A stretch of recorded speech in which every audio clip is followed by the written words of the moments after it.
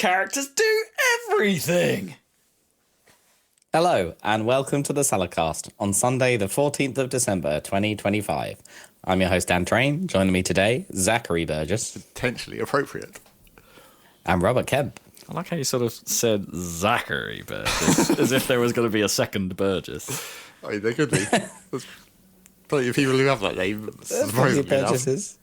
It's not actually that. Yeah, I'm not saying you're, like, unique. Like, you have got the rest of your family. Well, yeah, there's at least 4 other people. Yeah. Well, I suppose one And of them whoever doesn't keeps any longer sending stuff to your Gmail account. Well, yes, apart from the other Zachary Burgess out there. Oh, yeah. That guy. I don't think that's actually his full name, even. I think, like, or it's spelt differently. Oh. Or he always shortens it. I don't know. It's hard to tell just from intercepting his emails. Do you think it's, like, pronounced differently? Like, Shadi? Well, as far as I can tell, he's from, like, Texas, so maybe he's, like, got Mexican... Maybe there's a bit of Spanish influence going on in there. Exactly. Want to buy car insurance. He doesn't bother with the H on the shortened version, does he? Well, I mean, presumably he would, because only I shortened it the other way. Right. Only you in the world shortened Well, it not without only H. me in the world. The more common way to shorten it is keeping the H. Is that right? Is it? I think so. What, What about, not like, slapping Zac it? Efron or whatever? Or Doesn't that slapping a have K any- Well, on that's a it? K. That's a completely different thing. You think? Because that might actually, the full version might be spelt with a K. I don't actually know what his legal actual name is. Yeah, is there a Zachary that's spelt with a K? There is, but... Oh, okay. I mean, just ask that about any name. It's like, is there any name in the world that's spelt a weird way? Yes, because someone has stupidly done it. I think you'd struggle true. to say Rob in a different way, like unless it's like RAAB, like Rob. If it's the like American pronunciation, right? And put an umlaut on the O. Rube. Robe. Yeah, just put it on Right, it. Robe. exactly. Robe. No one does that. I think that's original to you. Nobody shortens it to Rob. I mean to Robe. Like everyone shortens it to Rob. That was right? kind of weird. Was it Smash Brothers? Yeah, it or was something? Smash But it was Bros. like, why did you get 4 letters? That's quite Because unusual. that's to just get what 4. it did. Yeah. No reason at all. It kind of broke the mold, didn't it? I guess they thought 4 letters would let you put slightly more of your name in. Like You put Zach with an H in there. Make people less tempted to put ass in all the time. Because it's like, oh, you got this extra space. Put fucking instead. Any kind of 4-letter word you can put in. well, the now it 4 would just be letters. ass with an exclamation mark. Well, true. But you didn't go for Rob with an exclamation mark. You went for Robe. Robe, yeah. Was that because it was on its way to Robert? Like, yeah. you were Yeah. just, like, I mean, keep going obviously. until you run out of letters. I think I was trying to type it in full, and then it just stops. Oh, well, yeah, that would probably be the original reason. I don't even know, but why would I never put like Robert into things like. That's what I mean. Weird. Yeah, why would I must have just seen the 4th letter and just been like, well, I gotta use it. I've got more letters available. Might not even be an exclamation mark in Melee. Maybe not. No, Might have only been text characters. I could have done 2 B's. Yes, you could have. Robert. That would clearly be the other dumb way to shorten Robert. Just add an extra B for no reason. Rob. That really does feel a bit more American, doesn't it? If it was just like, for some reason, just someone's called Rob with 2 B's. Yes. Is that American? I don't know. It just feels like they might add an extra letter for no reason. Unlike us, who are Why clearly not? well known for not adding extra Well, I letters mean, for no yeah, reason. true. They normally Brevity. take them away. Colour. Honour. I'm looking at you. We just name any word with OUR in it. Yeah, pretty much. Yeah. Apart from hour. Although that don't would just, be funny. They don't just call it or. On the colour and honour and stuff like that because they were trying to make it less French. Yes. And we're well, actually more French. I always thought it was like that's actually what Old English was like when they something moved like over, that. and then we, for some reason over here in England, we contorted it actually to be more complex. I think it might have something to do with the French Yeah, influence. From I mean, the it was Norman like, it's a invasion. weird combination of like when French got merged into English, but also German. It's like we already had the German and like Danish or whatever from Vikings, Yeah. and then like here comes the French, and they're going to add a bunch of more fancy words. Random use in the middle of that. Watch out, Yeah. here come the French. Topic for today, really. Oh, yeah. Okay. We're really segueing. Hold on. We're going to have some random. Oh, you're going to have to random. Do we? What's going on? I mean, to be fair, I haven't actually watched, like, in TV, not really done much this week. Just, I'm still watching Death Note. Death Note continues to be cool. I think I'm at the wild middle shift, like, halfway through the season. Like, I haven't really got into it yet, but it feels like it's shifting into something else for a bit. Have you got to the meme potato crisps scene yet? I don't think so. Maybe you'll probably miss it. I don't know, or not recognise it, but never mind. Okay. I don't think that's happened yet. No. I eat a potato chip. Well, I'm not watching the dub either. No, so I don't know if I'll get okay, yeah. But you won't be able to understand it in Japanese. Oh, for God, no. That's true. there's very little in like actual like spoken Japanese I pick up on. Are you paying for the Duolingo? No. Doesn't it annoy you? Obviously, they're trying to get you to pay by annoying you by like the first you make 2 mistakes and it blocks your progress or whatever. What does it do? Oh, now it's got like they've moved to like an almost free to play, like or idle game sort of model, where you've got like an energy meter, and like answering a question rightly or wrongly costs you energy. Oh, so it doesn't matter whether you get it right or wrong. Well, Okay. it will stop your progress until you get it right, so it might cost you more energy to keep retrying an answer. But like, it's not like the 5 heart or 4 heart system or whatever it was. When you ran out of hearts, you had to wait for it to refill before you could do it again. But now it's the same sort of thing, but now it's energy, and so you get 25 energy max, and it drains down. And I think as you get those like in a row bonuses, right? You would sometimes go 5 in a row or something. It will give you a random amount of energy back. So Right, it's combo energy back. Right. yeah, I think in some ways it's actually a lot less mean, right? Yeah. Especially if you're trying to get your streak down in a day and you've run out of bloody hearts, and it means you've got to perfect a lesson. Yeah. If it's one you're really struggling with, it's like, shit, I've got to remember everything about that could possibly be in this lesson and perfect it in order to carry my streak on. God damn it. Annoying. Okay, that's good. But the most annoying thing I think about like using Duolingo for free is like there are times where it says you're wrong sometimes, right? But then it doesn't. Duo's quite bad at explaining like language quirks. I think. I think it has a feature where it uses AI to explain it, which you have to pay more than you have to pay even more for than the like standard rate. Correct. Yes, you need Duo Max in order to access that feature. And then, like, but it's like, yeah, it's AI generated explanations for why your answer is wrong, which I don't think is probably a good idea either. But who knows? I mean, try it, find out, I guess. Yeah, it's little things, like especially in Japanese, right? There's I wouldn't say there's a lot of, but there's connecting words between certain phrases here and there, like ni or o, that don't necessarily mean anything on their own, but they just connect ideas together. But like, I have absolutely no understanding really on which ones are used at what moment, particularly. I know ni tends to sort of be used for ins or ats, like so time is normally followed by ni to say at this time. But I think if you're like something is in something or you're living somewhere, then use ni to connect those together. I don't really know those rules. It doesn't really explain them. They just sort of turn up in the questions and be like, this is how you say this specific phrase. And it's like, well, I'd quite like to understand this a bit better. But that's the bit of languages that no one likes actually learning. That's why when it's you do kind it in of school, important. it sucks. It's Yeah. like, learn every different German version of the. Yeah, I and there's know. like fucking 9 of them. Yeah. And you just have to learn that for like a month. I think this is like Japanese doesn't like the bits of Japanese I've got so far. I'm starting to do some future tense stuff, but like it isn't actually any different. Like it's the tense is implied by what you're asking. Like if you say like next week, for instance, you then say the rest of the phrase in present, like exactly the same as present tense, as you would normally. Yeah. But because you've put next week on the start of it, it's understood that you're talking about the future. So it's which makes it a bit easier. Yeah, frankly. Yeah. which is nice in some ways. But yeah, it's little details like that where it doesn't connect. Like it's introduced like Saturday and Sunday as words to me, but not any of the other days of the week. Like it just sort of throws them in randomly in these concepts of like on Saturday I'm going to do this thing, but it's like, which I think technically actually might be the same as saying on Saturdays I do this sort of thing.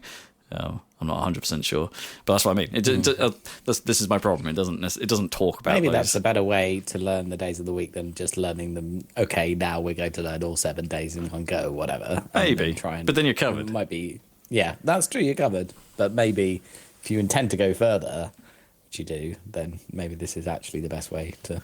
Yeah, I don't know. Because otherwise you'd be tempted to. Because when I'm doing it with like whatever.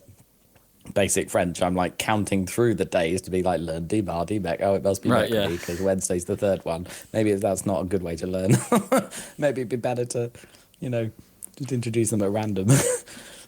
Maybe. I'm not sure that means I necessarily, because they're not in a sequence, but maybe I'd like that. Actually, I think it is harder because it's, I do get them confused. Like I get the Saturday and the Sunday the wrong way round as it is right now, and it's because I haven't really learned the full sequence, I guess. Like I don't know. Yeah. I mean, learning things in sequence is like the way that you're taught everything. It's like the way you're much, taught the English alphabet. Yeah. If you ever need to think of what letter is what number, how do you do it a lot of the time? You just start reciting the entire alphabet and counting it off. That's what Yeah, mnemonics are all about, isn't it, as well? It's But the days of the week actually flow in order, whereas the alphabet order actually is just completely arbitrary, isn't it? Like, what does it What do matter? you mean they flow in order for weekdays? How is that any more unarbitrary? I mean, the day called Tuesday comes after the day called Monday, whereas the fact B that the comes letter after B A. comes after A. That's the same doesn't- thing. No, it isn't. There's just 26 of them. It wouldn't make any difference if you jumbled the. It's the only letters. a coincidence that, well, it's probably not actually a coincidence. It's only a semi-coincidence that Tuesday sounds like 2. Yeah, I mean that is helpful, but otherwise, yeah, they are just like they're not like Mon, Tu, Wed, Thur, like and Fry. They don't necessarily actually refer to any kind of other sequencing in the language, do they? They don't actually refer to anything. It's not like they're Wednesday or Tuesday or Tuesday. I'd literally never or thought Threesday. about. It never occurred to me that sounds like Tuesday sounds like Tuesday. Oh, you haven't been getting enough pizza deals through your door. That's what it is. Like Domino's 2 for Tuesdays. Super Tuesday. Classic. Well, I think Domino's called it 2 for Tuesdays, and then Pizza Hut were like, no, you can't have that. We're just calling it Tuesday. That's a word, isn't it? Is it a sports word or something? A twofer. A twofer, yeah. Twofer's a thing. But that's Where just does a that come dumb Is way that, of saying is that a 2. shortening of a 2 for something or a 2 for 1? They just call it a 2 for. Yeah. Yes. Yeah. Just a dumb way of saying 2, basically. Oh, it's a 2 for. It's not got anything to do with teeth or anything. That'd be a terrible. It'd be a very fucked up kind of baseball pitch. Yeah. Oh my god, there's a tooth in it. And then it does like a weird spin. Well, it's when it knocks out a tooth. Like, But the tooth stays in the ball for the next pitch. oh, no. I've just looked this up on Wikipedia. A twofer is a stage, theatre cable device that splits something in two. Okay, fine. But then it says the UK equivalent of the twofer is a Grelco. But that's got to be a brand name, surely. What the hell is a Like Grelco? An adopted brand name. It's If it goes to tree, it's a Trelco. Robco's rivals, Mr. Yeah, Growl Grelco. and his company. Wow. Wow, I've been around theatre lighting, but I've never heard of a Grelco. Grelco. Amazing. Anyway, no, I haven't done much in the way of TV stuff. I did watch, segueing into gaming already, for some reason I watched the Half-Life documentary from last year. Oh, right, about yeah. Making of Half-Life 2. Yeah. Did you watch that one? Yeah, I think I watched the. Wasn't it a 2-parter? I forget. Like I think I watched. Yeah, I watched a maybe. bunch of it, but I'm not sure I watched all of it. This was about Half-Life 2. But I didn't realize they did. They told the story of the hack and everything, and all that, the FBI and Sure. the way they were trying to sting the sting operation with the guy, trying to get him to come over so he could get arrested or whatever. But I didn't know all the stuff about the legal battle they were fighting all through the Half-Life 2 development with Vivendi or whatever their publishers of Half-Life 1. And that was really the little thing at the end. I had never heard of that, where because Valve was suing them, Vivendi, for breaking their terms in terms of selling Half-Life and Counter-Strike stuff to cyber cafes and stuff, right? To LGL things, and and obviously they were trying to get out from it, I guess, so that they could do the Steam distribution and everything. But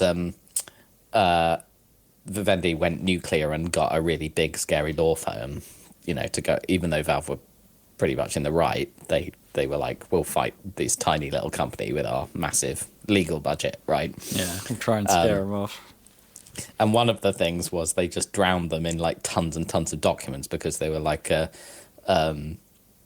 these cyber cafes were in Korea, of course, and so they just dumped tons of all this documentation and emails and everything about it in Korean on Valve. Oh, brilliant! Tiny legal team to deal with, as a tactic. But just randomly, they had an intern who was a native Korean speaker and had studied studied Korean language at university or whatever, and said, can you have a glance over this? And despite it being tons of stuff, managed to find the one thing where it's in one of the emails in Korean that they'd given them was the evidence that they were destroying. It was oh, should we go ahead and destroy that evidence about that, the documentation about that Valve thing? Is that it's wait, what? It's hang on, the smoking gun is here. It's literally in the stuff, in the mountain of stuff that they provided was the smoking gun. So it was that was super lucky. We might not have had Half-Life 2 if it. The bit I don't remember about that was was that material purposefully translated into Korean by or was it originally in Korean? No, it was all originally in Korean. So it was about the whatever the. So it was a Korean arm of Vivendi that had written all that stuff, I guess. Yes, or whoever they were dealing with in Korea. Yeah, the business in Korea. But I don't think the scary legal firm they'd hired in the US obviously hadn't read all this stuff. They were just trying to drown Valve in. Well, either that or they had no choice, right? They had to provide the evidence, but they gave them. But they gave it to them in Korean as well. They didn't do any. Yeah. They didn't have to do any of the work. No, they wouldn't have. No, they definitely wouldn't have had to have done the translation for Valve's legal team. But exactly. But yeah, I guess when you get asked for info, there's nothing stopping you from being sure, we'll share everything we've ever done. Good luck. That was the idea. So it was a tactic, but funny how it massively backfired. That was kind of interesting. It'd be much easier to deal with nowadays when you could just search it much easier than you could have back then. Just hit Control F and type in evidence or something. Evidence? Should we destroy evidence? Yeah. It's the guy was that was on the Valve's lawyer, basically was very experienced, but obviously was working with a small team or whatever, and with Valve's budget or whatever. But he was being interviewed obviously now 20 years later, and he's I have never, I've done a lot of cases, and I've seen a lot of things, and there have been many cases where evidence was destroyed, but I have never seen an email that says, should we do that evidence destruction you were talking about? Yes, let's do it. Go on, then. So, yeah, funny. I mean, that is one of those things that... actually these initial parsing of documents and stuff like that, and that is one of the few things that I think AI is probably going to be pretty good at. Yeah, it's true. At least to be able to say is is there anything incriminating along these lines somewhere in here, and it scan through an enormous trawl of stuff and then be able to go, well, yeah, I found this one thing that sounds a bit like what you're talking about. How would you ever be able to trust it? Still, you wouldn't. You wouldn't, and legally you wouldn't. No. But you'd use it to give you a starting point. Yeah, but then if it told you there wasn't anything in there, you'd still have to go look through the entire thing anyway. Agreed. Just in case. Yeah. I wouldn't. Yes, that is true. But I think It would certainly help you to, if it pointed you to the exact file Yeah. and then you checked it properly and it was there, then that's a big win, isn't it? yeah, in the same way I currently use AI for development, right? Just sometimes just points Exactly. you in the right direction, even if it's not correct.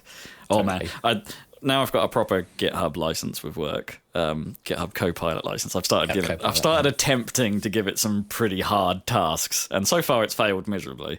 What models are you? Can you choose the model? You can choose the model. Like I've been mainly using latest ChatGPT to do stuff with. I hear Claude's probably a good option. It keeps changing. Like GPT 5.2 came out like this week or something. There's apparently delay. Like in the past 2 weeks, it's been suddenly it was Gemini 3 Pro, and then it was Claude Opus 4.5, and now it's GPT 5.2. Yeah, I don't 5.2. I don't really pay attention too much to it because, a lot of the new latest and greatest models don't immediately turn up in this thing. No, but, you have to. I've got given that access to my GitHub organization, so you have to go and manually turn on all the models when they appear. Right. So I kept badgering the admin to do it, and he was like, I'll just give you admin rights. I was like, okay, fine. Yeah, I tried giving it some incredibly, admittedly, like possibly one of the most complex bits of code in the entire thing I work on, and I asked it because I knew it's super complex, and I know it's a hot path in our stuff, and it's like, here you go, what can you do to optimize this? And it was like, well, let me just build a benchmark. Yeah, I can't do that. I can't figure that out. Okay, well, split it out into a separate project. We'll do it like unit tests, and as you suggested, and it goes, yeah, I'll have a go at that. Yeah, I couldn't get that to work either. And it's like, great.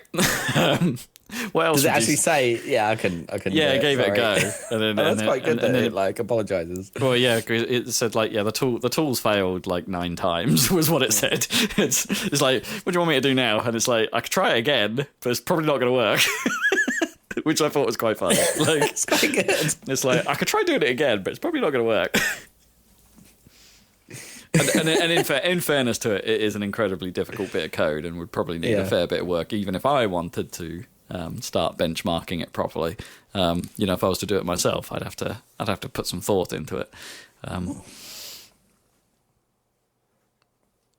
There's a lot of moving parts in that code. It's one of those bits where like this needs to be real, this needs to be real, this needs to be real in order for it to even function. Like it's very hard to mock out. So do you? Which probably means it's poorly designed, but it works. So I don't care. yeah, exactly. And good job security as well. I'm not in shitifying my work on purpose. No. I promise you. So you didn't get any value out of the. I mean, it was a fun experiment, but no, it was fun. But no, it didn't actually. It was better when I gave it have a look at this and suggest some easy wins.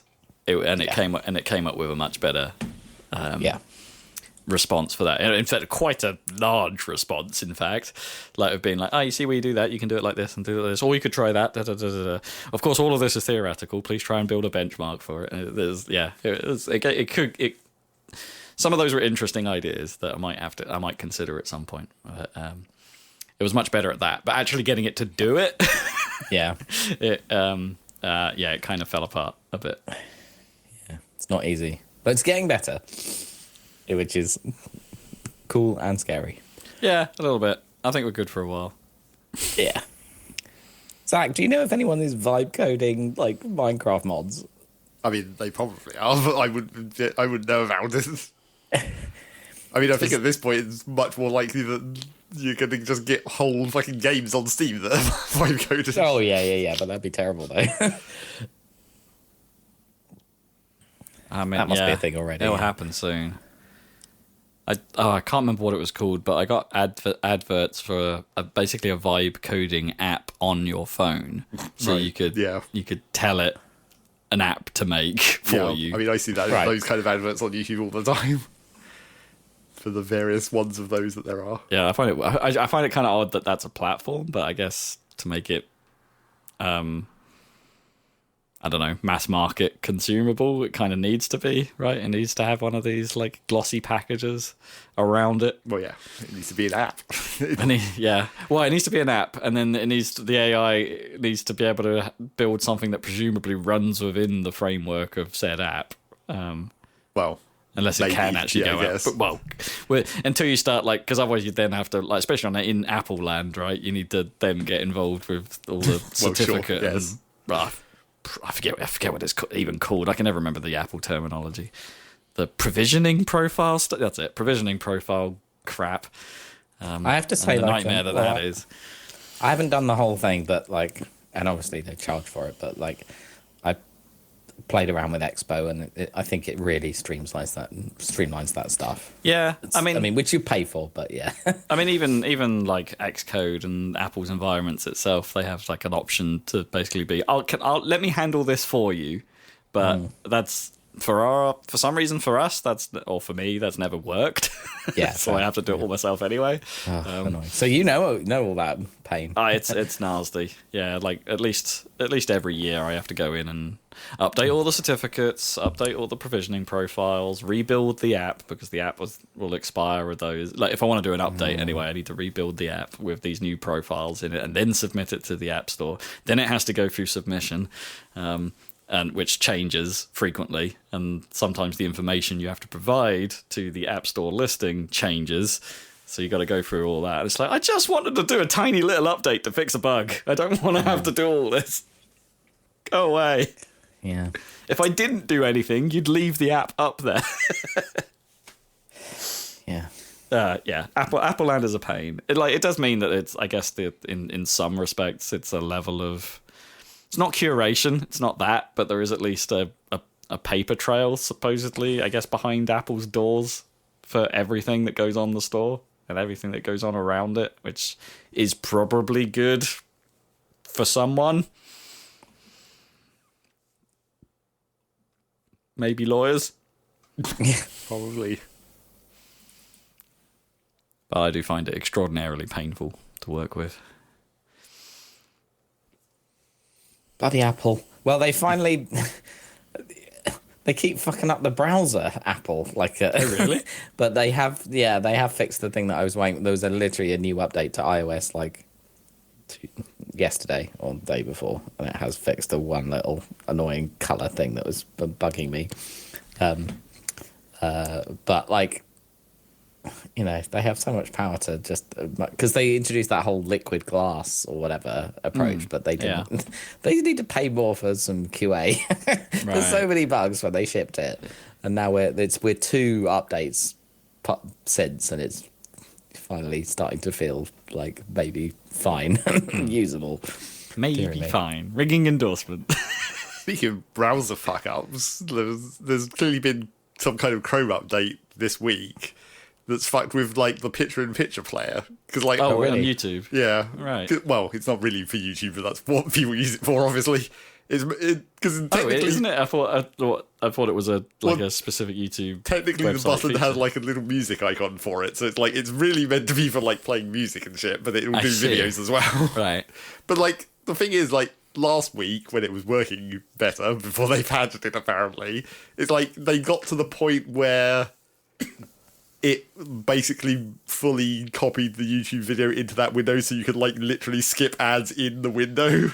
Oh, well, that's neat. But then they patched it this week, and that's gone. It's like, damn it! They finally got to the point where it's like, oh, you don't have to tab back to the correct tab to skip the ads because you can do it in the picture-in-picture window. But now that's gone. I wonder if that's an accident or whether that's intentional. Gee, I wonder. But also, while they did, this is why I think it might actually be an accident, is that it also, when they did this update, they got rid of like the border of the picture-in-picture, because it used to have like a little extra black bar and stuff at the bottom that had like the video name and stuff in it, but they shrunk that down so it's like an overlay border now. So like when you're not moused over it, there's nothing there at all. But then with that change, they've also like fucked up the recentering, because now every time it goes to an advert, because that sort of counts as a separate video because of the way YouTube works, the window repositions to its like default. Oh, weird. It's like, well, you fucked that up somehow, haven't you? That's just, that sounds like bad CSS management. Yeah. Old school. So hopefully that will get fixed. Also, speaking of YouTube adverts, for some reason this week, YouTube has decided that I'm an old woman. Oh, Right. And I've been getting adverts for like, Stairlift.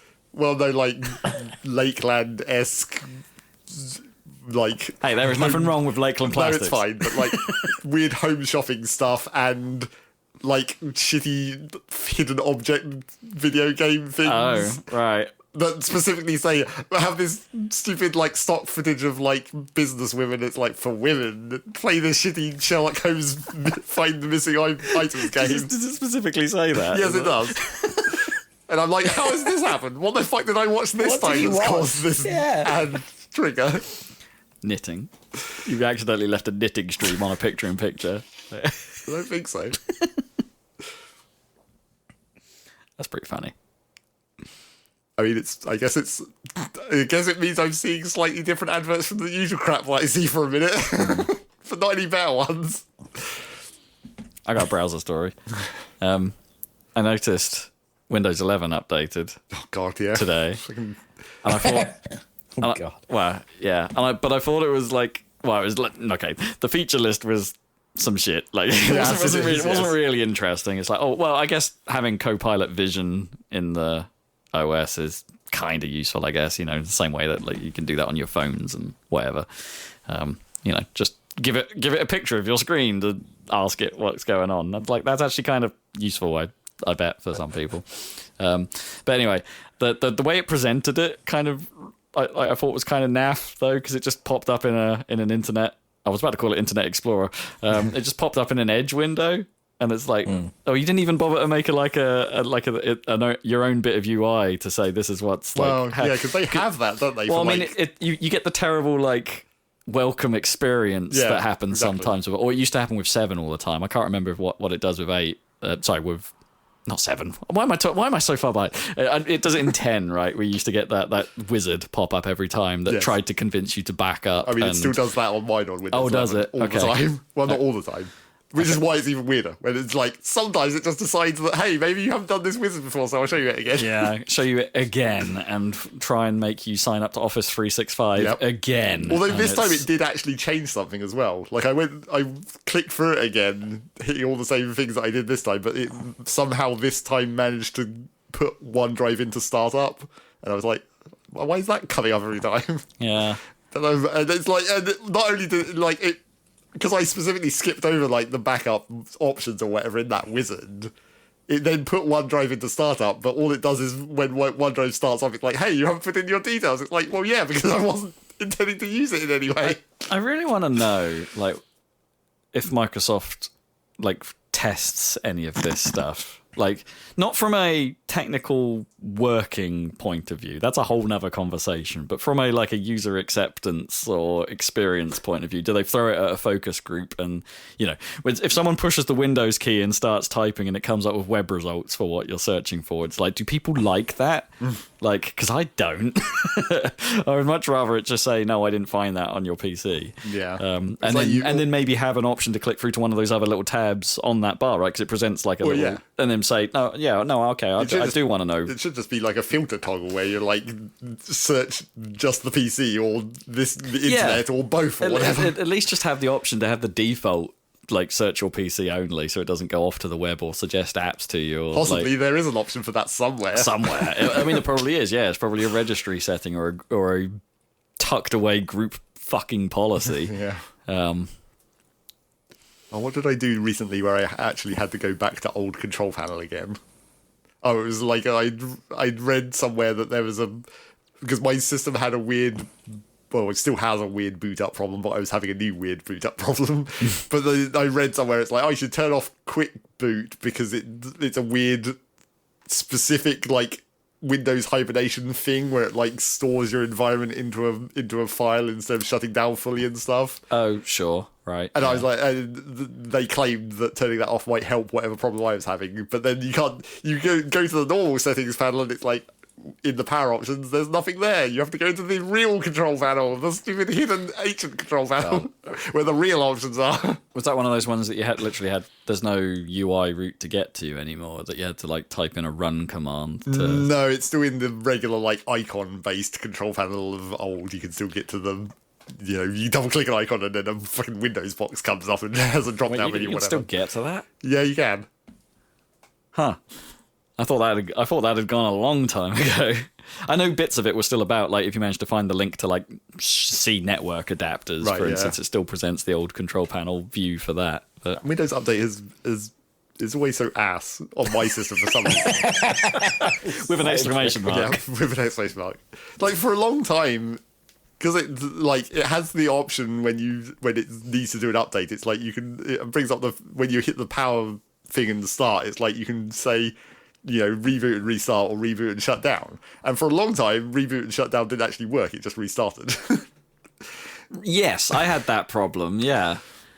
But now on my old PC. Now it seems that that's working again. But then, like, on one of the most recent Windows updates, I had a really weird thing where it fucked up, where it does the thing where it does, like, some percentage of the update, then it has to restart, then it goes back in, and then it does the other half of the update or whatever. Yeah. I had one time when I was doing an update recently where it did the first half of the update, rebooted, but then it just sat at the BIOS screen forever, and then Windows never actually started again. Oh, shit. And I was like, oh. But then I just, bad. like, hit the restart button and it got through it. But it's like, how would that have even fucked up? It's like somehow Windows screwed up its own boot sequence. Yeah, that's weird. Just that one time as well. Exactly. That's quite odd. I didn't even have to, like, go into the BIOS and remind it what the boot drive was or something. It's just like it figured it out the second time. But yeah, I don't know what the fuck that was about. Yeah, I definitely used to have the thing where, like, the update and shut down option would just restart it rather than shut down, because I'd set it to do its thing, go to bed, and then come downstairs in the morning and be like, oh, this fucker's still on. Yep. That's why I will still almost always just, like, sit there and watch an update. I know. Like, you can't walk away. I don't want to do that. I mean, in fairness, I have to do that, like, that is the most annoying thing when I actually go into the office and take my laptop with me, and it's like you finish your day and you're like, right, time to go home, and you shut it down and it goes, no, I'm updating, and you're like, son of a bitch, I don't want to put my laptop, like my laptop in my bag whilst it's updating, and like so it overheats itself. Right, like, yeah. I actually do have to just sit here and wait for this. I want to go home. At least make it happen at the start of a day where, you know, you care less. It's on company time then. Can't you just set your update window to like... No, definitely not on work gear. Work gear is all governed and managed. But to the point where my work PC at the moment, which is still Windows 10, has like a big warning saying there's updates available. There's updates. Your PC isn't Windows 11 compatible, which I think is bollocks. I think it is Windows 11 compatible. So that whole thing is fighting it as well. But yeah, it's a big old thing saying there's updates. There's updates. Go, you can install them now. And you click that button and it goes, your organization has disabled this. It's like, so can I get rid of this notification? Thanks. No. In fairness, like I think that is part of like there is supposed to be a Windows 11 rollout at work, so that's like. So get ready for everything to be screwed up somehow. Yeah, everything's gonna break, or that warning might be legit, and for some reason it is blocking. Like it doesn't think my PC is capable, which would be a problem. But hey, new gear, I guess. Yeah, maybe you can lag some better gear just out of that. I mean, that machine's already quite beef, so like I'm not quite sure what's stopping it from having 11 on it. It's not that old. Anyway. Tech fun times. Yeah.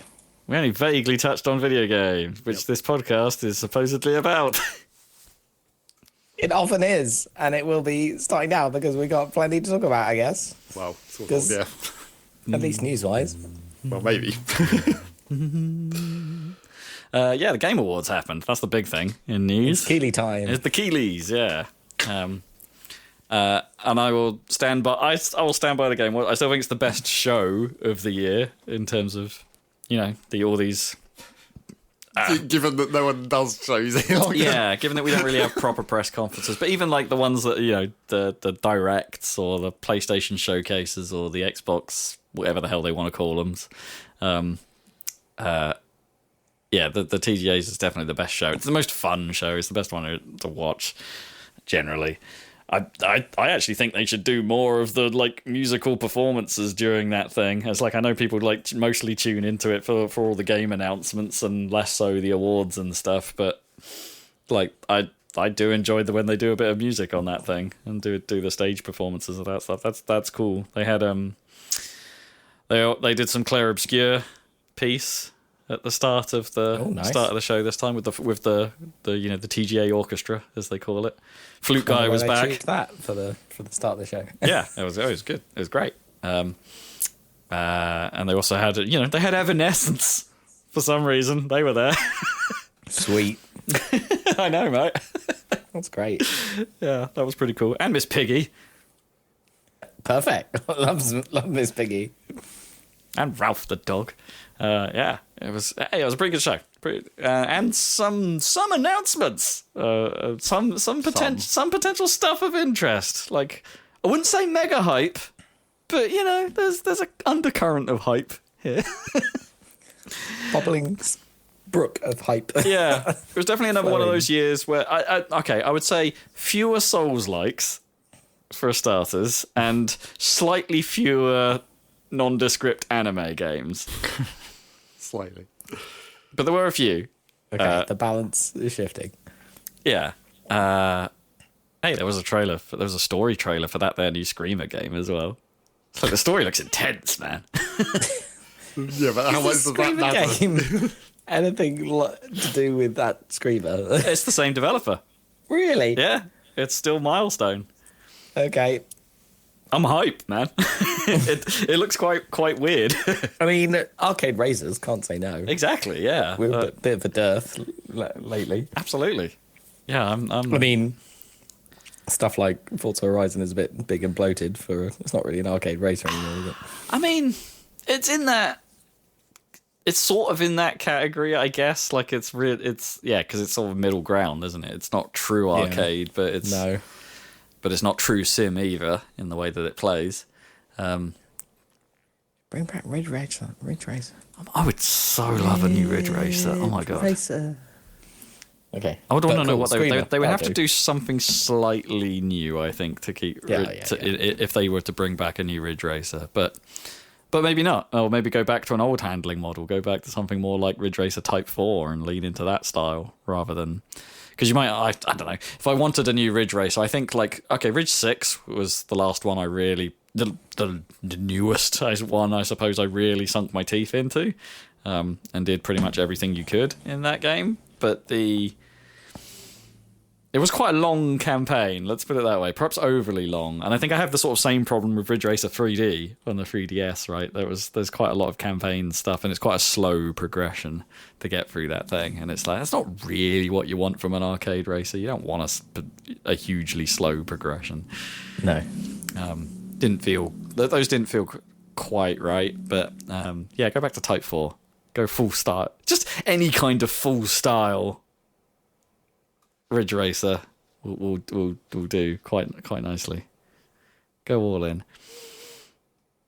I'd be up for that. Anyway, what have we got? In the pre-show, there was this thing called the Free Shepherd that I think looked pretty cool. It's seems like a sheepdog simulator, but it's presented in this kind of like. There's been a few games that have attempted this, some positively and some negatively, where they've got this like oily. Like an oil painting filter over the whole thing. There was it Square Enix's MMO or something that looked like catastrophically failed because everyone hated how greasy it looked because it had one of these filters over it or something. I think it's probably a bit more suited to something that looks a lot calmer, a lot more. You're just one man and his dog, but with a bit of Sonic Frontiers thrown in. There was some like mysterious architecture going on. It's like this thing looked kind of cool. Open zone sheepdog game. Open zone sheepdog game. Sounds great. Come by. Could you call it sheepdog? Like, what is the verb like to sheepdog? Like sheepdogging? Yeah, I don't know. I don't know. Sheepdogging doesn't sound right. That happens in car parks, I think, in Wales. Specifically the Welsh variant. Anyway. Or farm variant. Yeah, that looked kind of cool.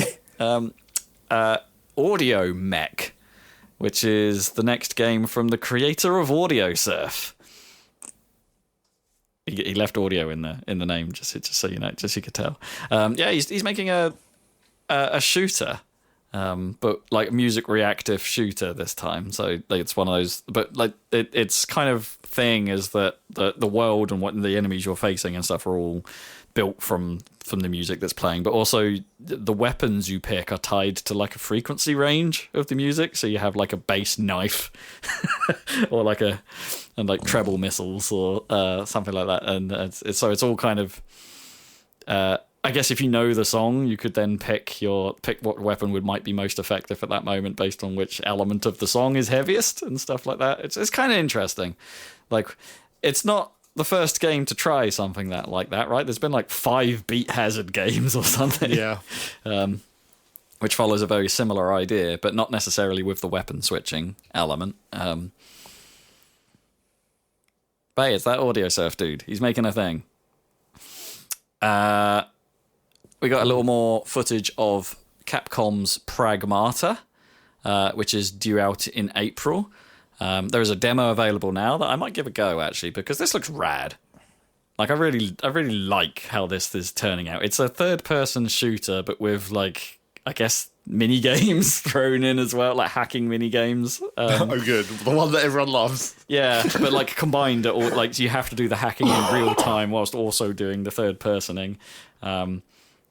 I'm liking how this looks. It's got the look of a Vanquish, but very much not the gameplay of a Vanquish, if that makes sense. It's got that kind of chunky sci-fi aesthetic, but it's definitely not. It's definitely not a Vanquish. They should totally make a Vanquish too. Pragmata, yeah, that looks cool. One to watch, I think, for next year. Got a trailer for something called Bradley the Badger. That was, I think, was one of the standouts of the show, in that it's a pastiche platformer that is both. It self-describes itself as both a love letter and a parody of video games and the various genres that it takes up. But you're playing but with a weird, potentially subversive mechanic where like you seem to start the game as Bradley the Badger, but then there's like some real FMV stuff where the Badger breaks out of the game or someone else goes. It's all a bit weird, but it looks pretty cool. Like so yeah, imagine it's a 3D platformer at heart, doing a lot of video game parodies. With a story that seems to be like he knows he's a video game character, but there's stuff going on outside of the video game in the real world as well. Looks pretty cool. I can smell your enthusiasm. Anyway, just watch that trailer. Okay. Just watch that trailer. You'll get what I say. It's quite hard to describe. Some ex-Devil May Cry and Resident Evil devs are making a character actor game of their own called Stupid Never Dies. I mean, that's the world. Yeah, it's a pretty good name. But it's like their thing is like you're the zombie that doesn't want to eat zombies in this particular world. Sorry, you're the zombie that doesn't want to eat humans. Yeah, I was about to say, zombies normally don't eat zombies. It's the other way around. This zombie wants to eat other zombies. So you play as them in a, sort of exactly what it says on the tin. It's a character actor game. Looks a bit Devil May Cry, looks a bit Bayonetta, but you're a zombie. Maybe a bit Lollipop Chainsaw? I don't know. It's got a bit of that going on, potentially. Yeah, could be something of interest. And then we got one of the bigger surprises of the night. There were I think some negative news. Was it earlier this year or maybe late last year that the Knights of the Old Republic remakes weren't going so well or might not be happening at all. Mm-hmm. I forget whether those actually just got outright cancelled in the end. But hey, how about a brand new one instead? There's Star Wars Fate of the Old Republic is in is in production. Sweet. By a new studio, I think led by Casey Hudson. Right. Who worked on them? Who worked on KOTOR, who worked on Mass Effect. Mass Effect. Yeah. Okay. So this is good. This seems real. This seems legit, man. Exciting. Like, yeah. And it's like an action RPG. It looks like rather than I don't think it's going to be D&D rules based like KOTOR. You know what I mean? Yeah. The stop time, go do a thing. Yeah, maybe not. Well, it's not. Although Baldur's Gate 3, big success, game of the year, wasn't it? I don't know. It was. Yeah. It's not. I guess it's not particularly in vogue still to make a game that's not action oriented in some way, but maybe they'll look at like the Final Fantasy VII model, the current Final Fantasy VII model, and build something a bit like that. That could be good. I watched the teaser trailer for this, and aesthetically looks good. Although it was a bit odd not odd, but I mean, obviously it's very short, but landing on the rain slick planet or whatever and going to investigate a crashed ship, and the ship that's crashed is like a Star Destroyer, but one of the ones from KOTOR, the Sith ships, which is like a curved design. So it doesn't look... I mean, I don't know. But there's something about it that basically reminiscent of Alien. Right, I thought. Okay. Like the whole scene where they're going to like the weird alien ship on the crashed rainy planet, and it's like... It's got a curvy kind of alien vibe to the ship. I don't know. Are they going to introduce a race? That scene. Is it the Rachni? They're going to introduce the Rachni. It could be. Sure. Because she goes in and then you don't see, she just lights her lightsaber up or whatever. Yeah. It's like, is she going to be? Is it against the? That's what I mean. Are they going to introduce some like crittery or alien threat to Star Wars just so they can kill them off in this one game, so it doesn't affect the timeline? No, I don't know. I just thought it'd be like a like main enemy or anything. It could just be a one-off scene. Probably. It's better than that in Star Wars. Probably. Yeah. But I thought for that trailer, it seemed to be evoking of some alien imagery, which is kind of cool in a Star Wars thing. Maybe it's just me, but is that what Old Republic fans want? Oh, I don't know. I hope does it matter at this point? Yeah. I mean, it's been over 20 years, so. Do you think more people have a fondness because time has passed for the Old Republic MMO and not the KOTOR games? Do you think that's possible? Could be. I'm sure there's... I don't know. That was quite big. It was never as big as World of Warcraft. But, no, people, they were trying to make a World of Warcraft competitor, but I don't think it really... I think people liked the story and the presentation elements of the Old Republic MMO, but the gameplay just didn't grab a lot of people. Yeah. It was let down on that front. Fair. Well, that's cool. We'll see that maybe before 2030. Yeah, maybe. Yeah. Maybe a Star Wars game will actually get finished. That's not Jedi Survivor. Alrighty. Oh, yeah, we still haven't heard anything from that Quantic Dream Star Wars game, right? Oh, God. That's vaporware. Yeah. But then what else have Quantic Dream working on? It's been years since we've heard anything from them.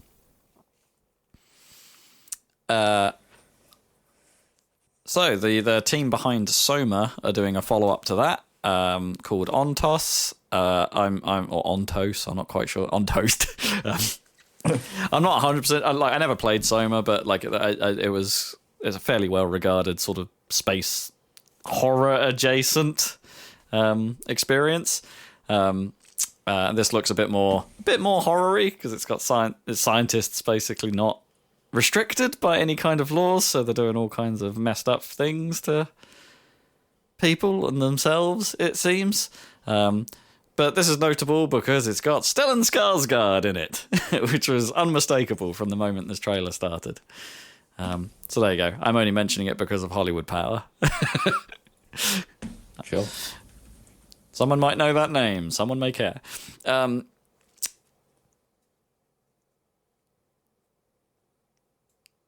I'm having one of those moments that happens every time where I look at a bit in my notes and I'm like, what the heck was that? And I'm having a hard time remembering what it is. I've written down Exodus, which is a third-person shooter out in 2027. I think most useful amount of information. I know. I haven't written enough down. I think my memory's coming back to me a bit. I think I wrote that down because it looks like quite a lot like a I don't want to say old school at this point, but a bit like Gears of War-y sort of third-person shooter-y, something we don't necessarily get all that often, like just a straight third-person shooter. I think that's something to potentially get interested in. It's a genre that's not done all that much now. Unless it's like a free-to-play game or Helldivers 2.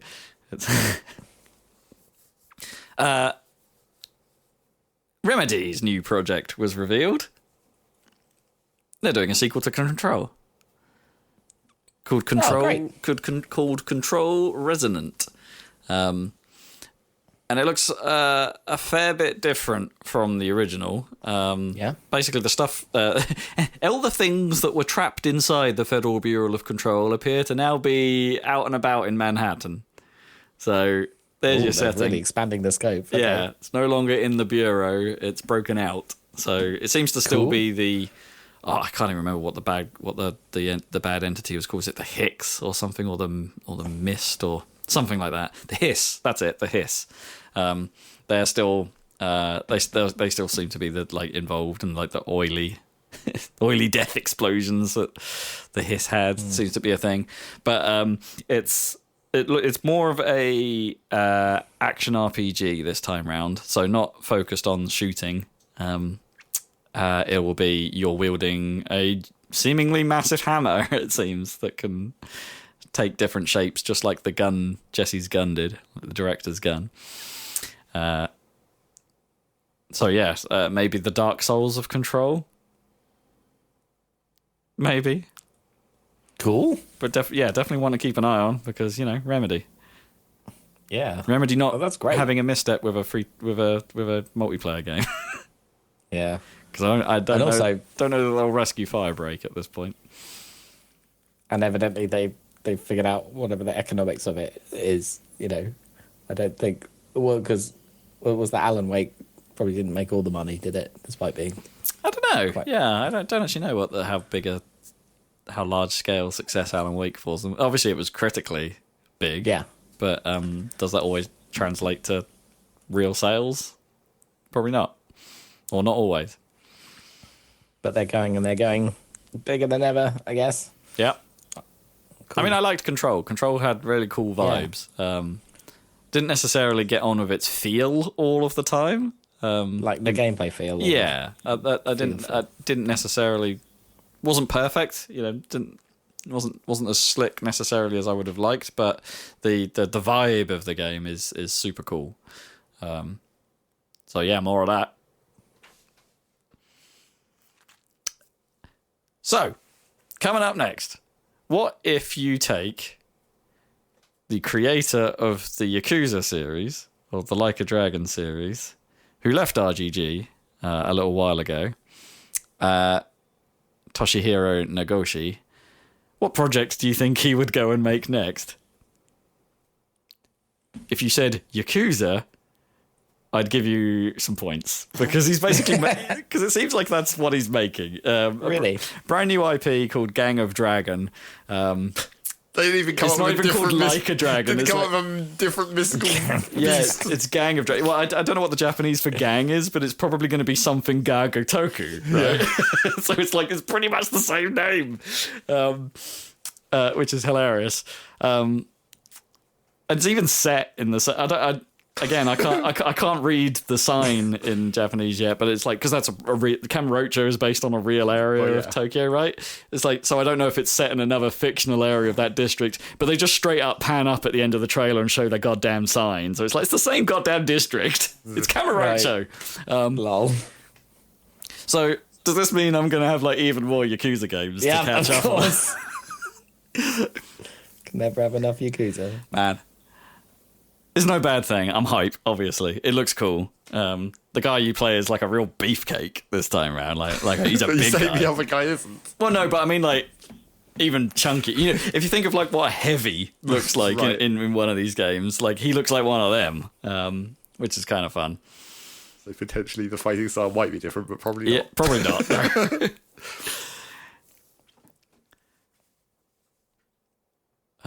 Yeah, it's kind of funny. Oh, I left RGG to go do something else. Maybe he wants to make it. My theory is that he wants to make like another back to basics like Yakuza game, rather than perhaps some of the wild madness that we've ended up with in the more recent ones. Or maybe he wants to go and make. He's not too interested in the turn-based direction the series has taken, even though they do return to the traditional style, right, with that pirate Yakuza in Hawaii thing. Maybe it's got too mental for him, and now he wants a grounded Yakuza experience back. Not that Yakuza was ever grounded, but you know what I mean. Maybe that's the thinking here. I want to bring it back to what it was, man. Maybe set it in the early 2000s again. Maybe. Who knows? Looks cool. I'm hype. Hey, do you want 2 more Tomb Raider games? No, I can only handle one at a time. Ah, well, thankfully, there's 1 year between them. Oh, that'll do. But there are 2 coming. Coming up in 2026, we're going to get a remake. By remake, I mean more of a reimagining, kind of a Final Fantasy VII remake sort of thing of the very first Tomb Raider game. Right. So they already did those like remasters / remakes fairly recently, right? Where they put 1, 2, 3, and 4, 5, 6 out. As graphical refreshes of the original games, but now they're going to do a full reboot of that first game, a ground up build, I suppose, which is always a risky thing to say these days. But does that mean they're going to make new Lara Croft's new story intertwined with the old one? I don't know. Or is it just going to be, this is just a random other person who also happens to be called Lara Croft? Well, presumably, yeah, like in reboot world, presumably this is just like, this is a different thing. Like, I assume it's going to be separate from the Rise of the Tomb Raider and Shadow of the Tomb Raiders, the Tomb Raider games that we got most recently. I think this is probably just going to be a spin, because those didn't really fit into the original timeline. Well, no, but that's what I'm saying. It's like, if you're rebooting it and making it modern visually, is it just going to look like that character and then be really confusing? Because it's like, hang on, no, I think that character. The character. I mean, Lara herself does look a bit different. It's not the same model for sure. I don't think it's the same voice actress either. Like, they're changing everything up. It's about as rebooty as you can get. Just as long as you can shoot the butler and have the bullets come bounce off the tray. That's all that matters. Absolutely. Yep. And if that wasn't enough, in 2027, they've already got the sequel to that planned. To Tomb Raider. Sequel to the remake of the original? Or? Yeah, I think so. Yeah, because it referenced... They showed these out of sequence. They showed the trailer for Tomb Raider Catalyst, as it's called. Mirror's Edge Catalyst. It's the only other game I can think of that has the word Catalyst in its name. That's coming out in 2027. But they showed that trailer first, which I thought was an interesting choice, because they show a scene where they're specifically referencing the legend of Atlantis, which is what Lara Croft was up to in the very first game, and it's I don't know why they showed them that way around. So it's kind of a sequel, but like a new story, I guess. It's not Tomb Raider 2. They're not remaking Tomb Raider 2. I think they're doing something different, but... Interesting. Okay. Cool, I guess, yeah. Yeah, I mean, potentially interesting. I want to know how it plays, obviously. But crazy flips while shooting 2 pistols at a... Yeah, so she is still doing... She's back to doing the acrobatics. Okay. So that's very much there. It's kind of neat. Moving on. There was a trailer for a Switch 2 exclusive 2-player co-op game that I think looks rad, but I don't know if Zach saw this, but it's called Orbitals, and it's like a space combat co-op adventure. You're the 2 members of a crew of the same ship, flying around, but the aesthetic of it is like proper 80s anime. I don't mean like just anime. I mean like, Daft Punk music video anime. Like, it looks so cool. and it looks like that in action. Like, there are like cutscenes and things like that, but the game has that aesthetic in motion during gameplay as well. It looks great. Like, it looks great. Like, how it actually plays, who knows?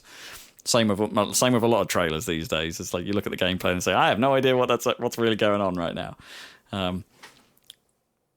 But one person was flying a ship and one person was manning a gun. That's all I can really take away from that. But hey, what a great aesthetic. I'm gonna keep my eye on that one a little bit. I'm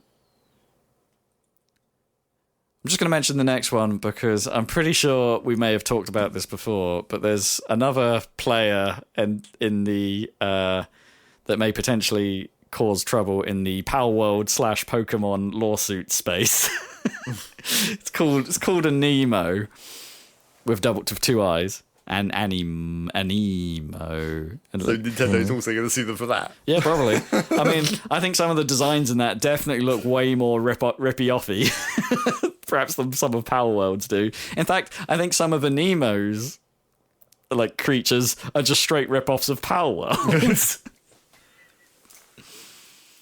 It's the same person who technically made Poketopia. Oh yeah, it's a whole plot. Exactly. Well, the Power devs have paid off a bunch of other devs to just keep making these Pokemon clones. I mean, we never talked about it on the podcast, but there was a leak a while back, right, that the Pokemon company was supposedly working on like procedural generation tech for like another Pokemon game or something like that, and and maybe some survival elements that make people think it's like, oh shit, are they just gonna like Power World came out and they're like, well, we've got to do one of those. We've got to do an official one of those. I mean, Power World isn't procedural, so no, that would at least be different. Yeah, I mean, yeah, the procedural and the survival thing was all kind of in the same conversation, but yeah, that's kind of funny.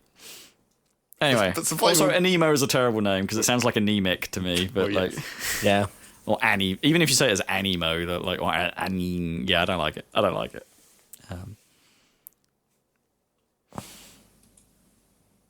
More Star Wars news. Yeah, and this one is hype as well. Maybe. What do you mean? Are you not? What if there was a new pod racer that's not pod racing, that's set a long time in the future from pod racing? Well, what if and it was called Galactic Racer? What if it's made by a completely unknown company from Guildford and... Guildford? You mean the home of video games? And also apparently is described as runs-based? Oh, wait, really? Oh, I didn't hear that detail. I only saw the trailer, in fairness. Whatever the fuck runs-based even means. Huh. I mean, that's is it like a racing roguelike? Yeah, it's like if you die, you just start over. I mean, that could be cool. Maybe. But also, it's not just pod racing, evidently, as shown by the No, they're not pods anymore, no. Although they hint that there probably are still pods. Well, they teased that Sebulba's in it. and his pod racer engine specifically. Dum, dum, dum, dum, dum. I don't know, that could be cool. I could be, like, pod racer was neat. Yeah, but the trouble is that, like, pod racer was neat at the time also because it was just, like, literally just a racer. Like, if they start trying to Mario Kart this shit and, like, put weapons and power-ups and shit in, I don't think that'll work as well. I mean, they didn't necessarily show that. They definitely showed things getting barged into things and big explosions happening. Like a burnout kind of thing. That could still work for pod racing. Sure. Yeah. But, like, I'm just saying it's like pod racing was literally just racing.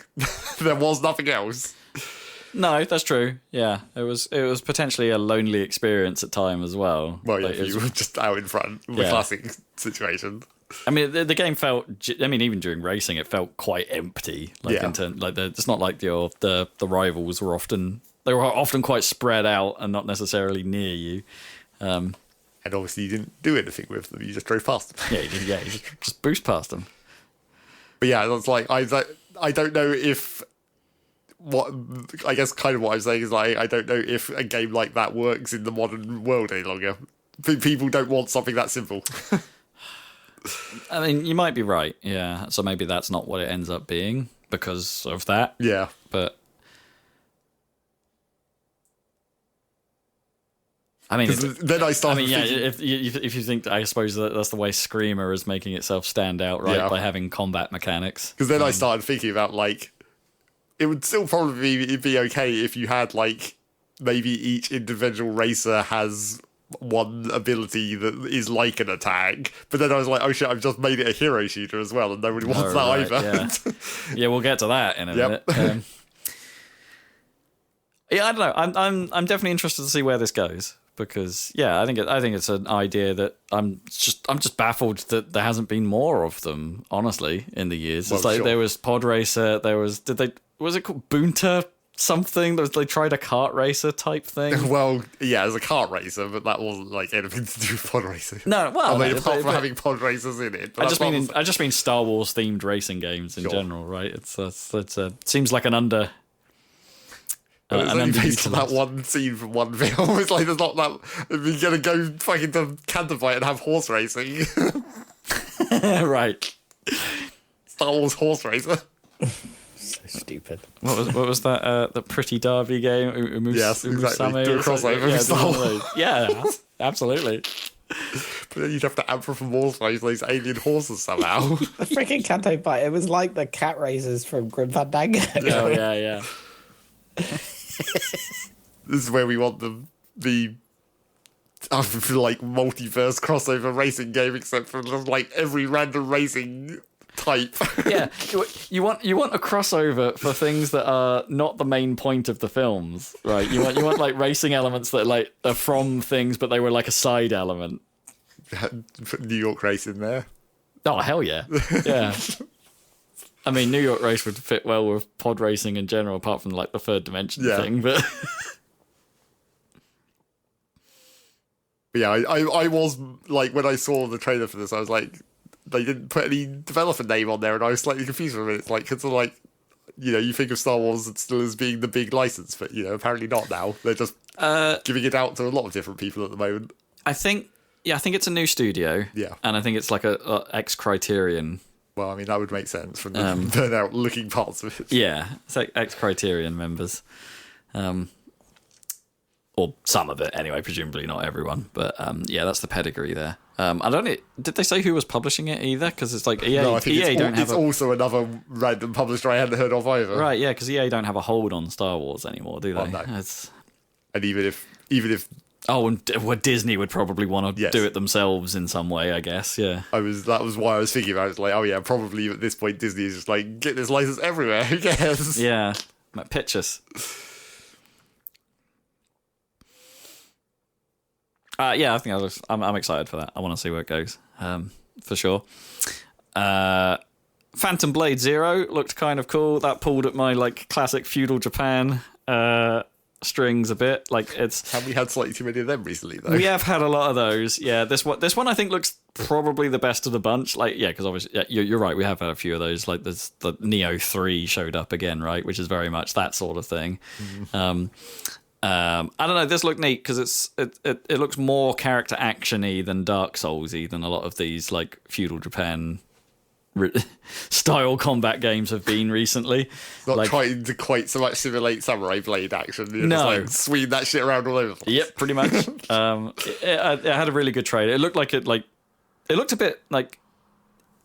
I'm not going to say the game is a Metroidvania, but it looked the way that it showed you some of the fights you were getting into. They looked a little bit like you're going to steal the ability of this. Right. That you're going to have a fight against a drunken master, for instance, and then in the next, a little bit later on, you can be the drunken master.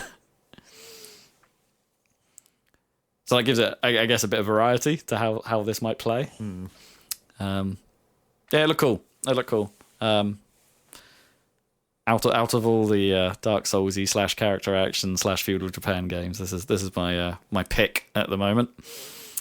And there's a bit of controversy over this last one because people aren't super thrilled that it was the last announcement of the show and Jeff Keighley made such a big deal out of it. But ex-Respawn and Call of Duty developers. Well, they Call of Duty. Well, I suppose Respawn were ex-Call of Duty devs at some point in the thing. Anyway, Double X. Yeah, they're making a new shooter. For those that don't know, Respawn was Titanfall and Apex Legends. So it's called High Guard. It appears to have I guess a more Apex Legends movement feel than a Titanfall movement feel. But then what if we made it fantasy themed? And maybe a bit more Overwatchy in terms of gameplay. I mean, I just thought it looked like Valorant, like Oh, I don't think it looked Counter-Strikey. Well, not necessarily because Valorant is Counter-Strikey, but like the abilities versus the first-person shooting bit didn't look quite as like, you know, fancy as Overwatch. It looked like more just like, I know some of them look quite big, like a big old monster turns up and like yeah, but you don't. I guess we don't rockets really know from the sky kind of thing. yeah, but we don't really know how much of that is like, you know, animated super move or whatever. Sure, like yeah, it's something you only see once or whatever. Yeah, there was a bit where they summoned a siege tower into battle, right? And a bit of me was thinking, it's like, oh, is that their Titan equivalent for a moment? But it's like, maybe you're right. Maybe that's just a sequence as they break through, or, you know, something you start to be like you to break through a checkpoint in this game mode or whatever it is that you're playing. And there was that they were keen to show off there were some walls that could be destroyed, but they were all on the same building. In this trailer, I noticed they destroyed the walls on this one building like 5 times, and it's like, so it's not destructible terrain, but there will be some walls that can be blown up, I guess. I mean, it didn't look bad. The problem is like I as the kind of big announcement to sort of say, here's a free-to-play shooter you can play in 6 or 7 weeks, like it's coming out in January, like, and it was a total secret that this was being developed. That was Keeley's, like, why Keeley was bigging this up. It's like, nobody knew these guys existed, and we're working on this. And it comes out in January. Get hype. Only just out of the same year that Concord came out in. Yeah, I mean, that's immediately what everyone's worried about. It's like, oh god, like, and don't forget that one that came out on the Xbox that no one remembers. I mean, you're gonna have to be more specific than that. Well, it came out not long after Concord, and we were talking about it at the time, where it's like, why is Xbox going to still release this thing when everybody hated Concord?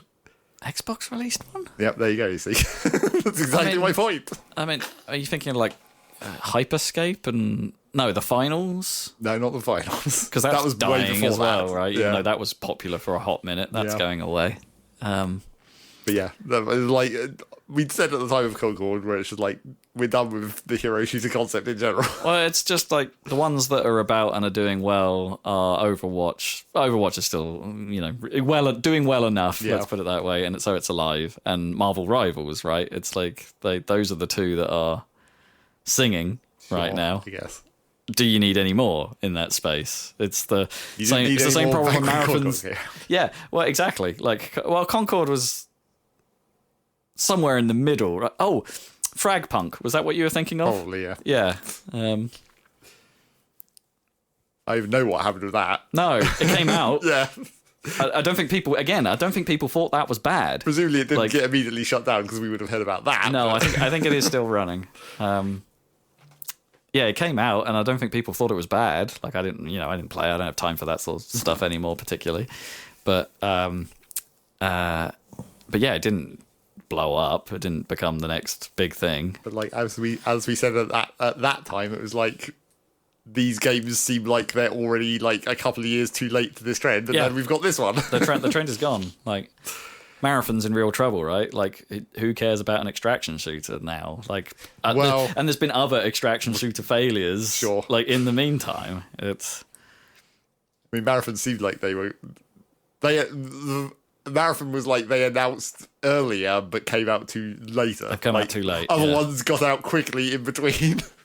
Yeah, nobody cared about those. Like, it was that Rainbow Six zombie thing. Does that count as an extraction shooter? I mean, I guess, for a certain amount of that. I mean, Division has obviously been doing it for years, and I don't know if that community's still alive or whatever, but hey, that game started this whole thing, right? To an extent. And yeah, I don't know. I think extraction shooters is dying. People don't seem so thrilled with Tarkov anymore. Well, like, I think it's still one of the biggest. Old, obviously. But it doesn't seem like it's got the momentum anymore. Well, there was problems with Tarkov's development, really. But obviously, wonder what will happen with Marathon. Yeah. Yeah. I mean, I bet it has to come out, right? But it has to come out.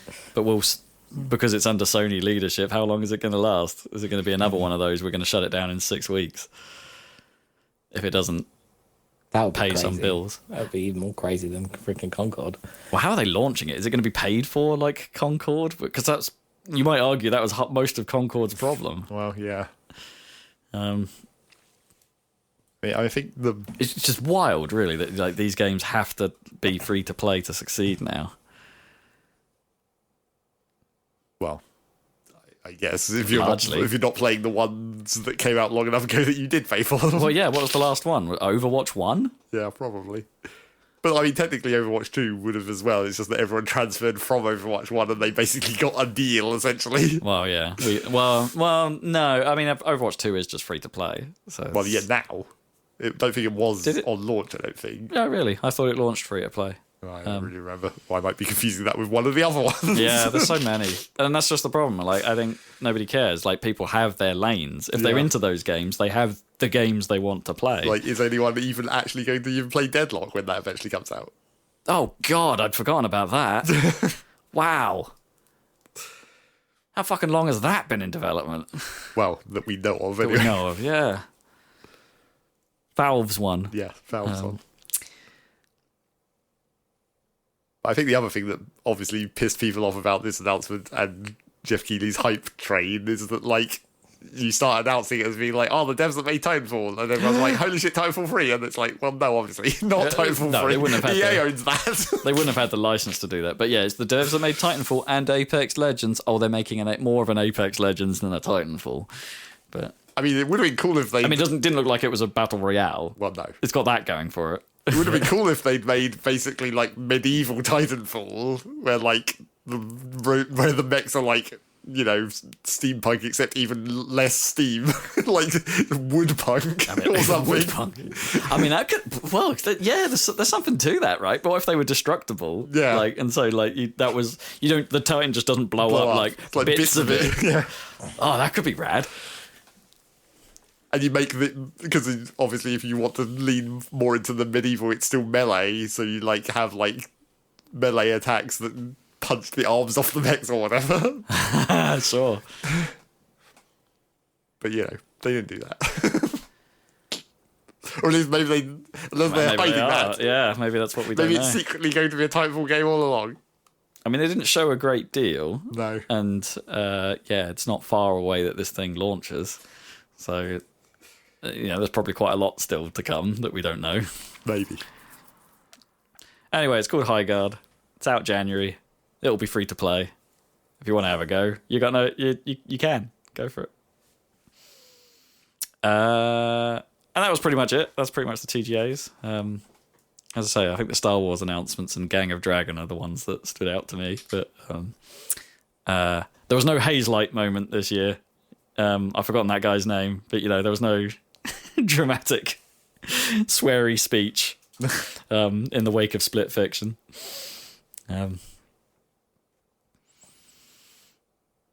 That's TGAs. Two other bits of news that I've got. The Deus Ex remake has been indefinitely delayed. Hooray! What a surprise. Because everyone saw it and went, what the fuck? Went, "Ugh." Yeah. Good. Well, that's good. Well, that means maybe there will be a good one at some point. Well, in the future. yeah, that means one or two things. That they've cancelled it and just don't want to say they've cancelled it, or they've just given it as much time as it needs. They're letting it cook. Yeah. Yeah. I mean, if they make it, you know, if they make it with the Halo button, the button to switch back to OG graphics or whatever, at any moment style, sure. then okay. But Is it?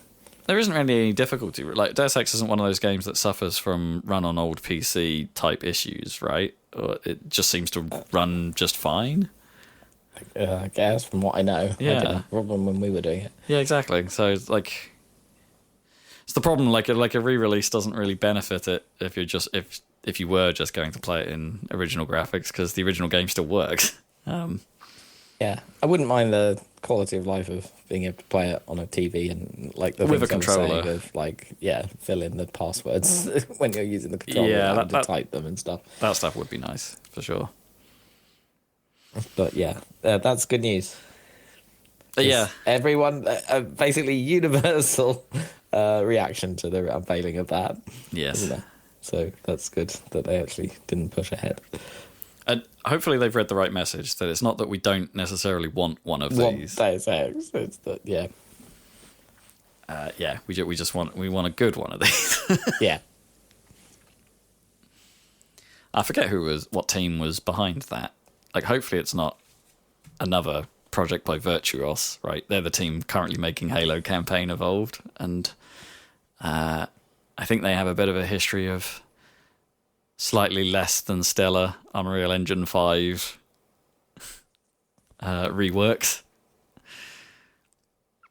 Yeah, sorry, that was a detail I guess we missed from the Halo conversation. It's not 343 making that thing, or Halo Studios. It's like it's Virtuos are heading that up, and I forget what else they've done in the past. But yeah, they are one of these teams that specifically do Unreal Engine 5 glow ups,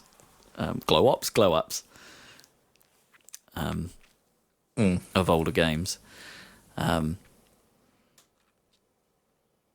Digital Foundry are particularly worried about the compilation shader stutter, which is apparently a bit of an issue for their games.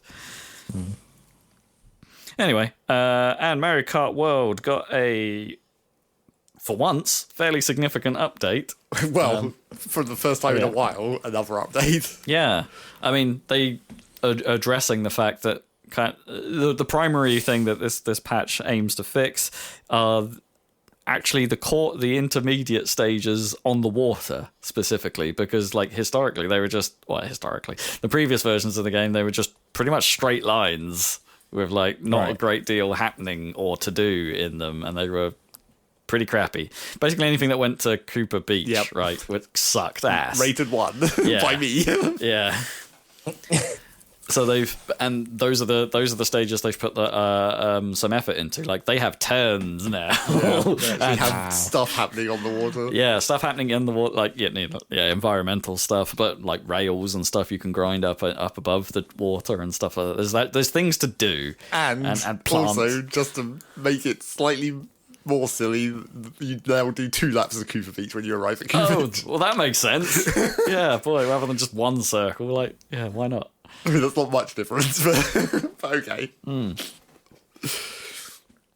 These are definitely positive changes. And the other thing is that the other main thing in this patch, I guess, is custom items. So when you're setting up a room, you can do custom rules essentially on items. Yeah, for private games, but like you can turn off stuff you don't like, or turn off all the blue shells only, I guess. Or you can do Kamek only and unlock all the characters real quick. Yes.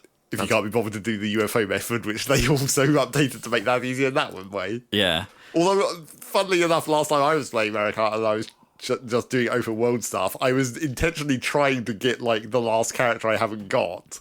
So I was like hanging around in the right part of the map, and then like a UFO never spawned. Oh. It's like the one time I was trying to do it, the UFO never fucking showed up. I'm not sure if it's because it's like there is like limited places the UFO can spawn at. I mean, probably, but like there's no way of telling, obviously. But because the characters to suck up into the UFO only appear in certain places on the map, you'd think that there'd have to be like a limited range, because you only get to stay in the UFO for so long, so it can only spawn so far away from the place that you need to get the character for that to work. Right, yeah. That is if, of course, that they actually thought about that at any point when they were doing this redesign. Probably not. But yeah, generally positive motion for Mario Kart finally, because it needs. Well, it feels like it's getting to the point now where like I'm doubting whether they will.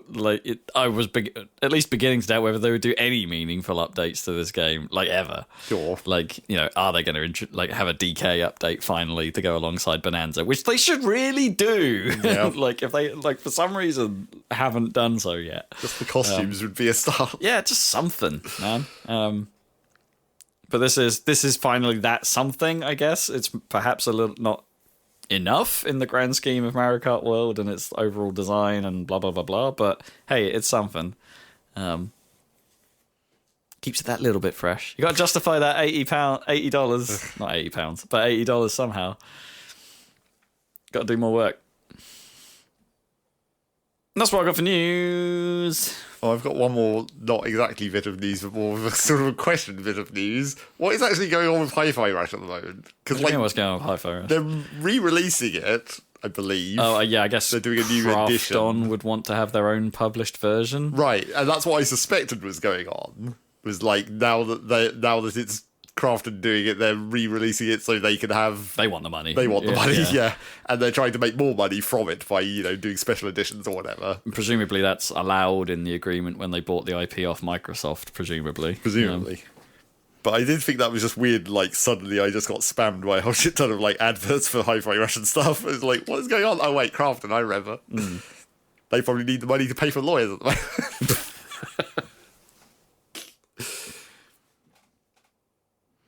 Because obviously it's not like it's the new one, because that's not them.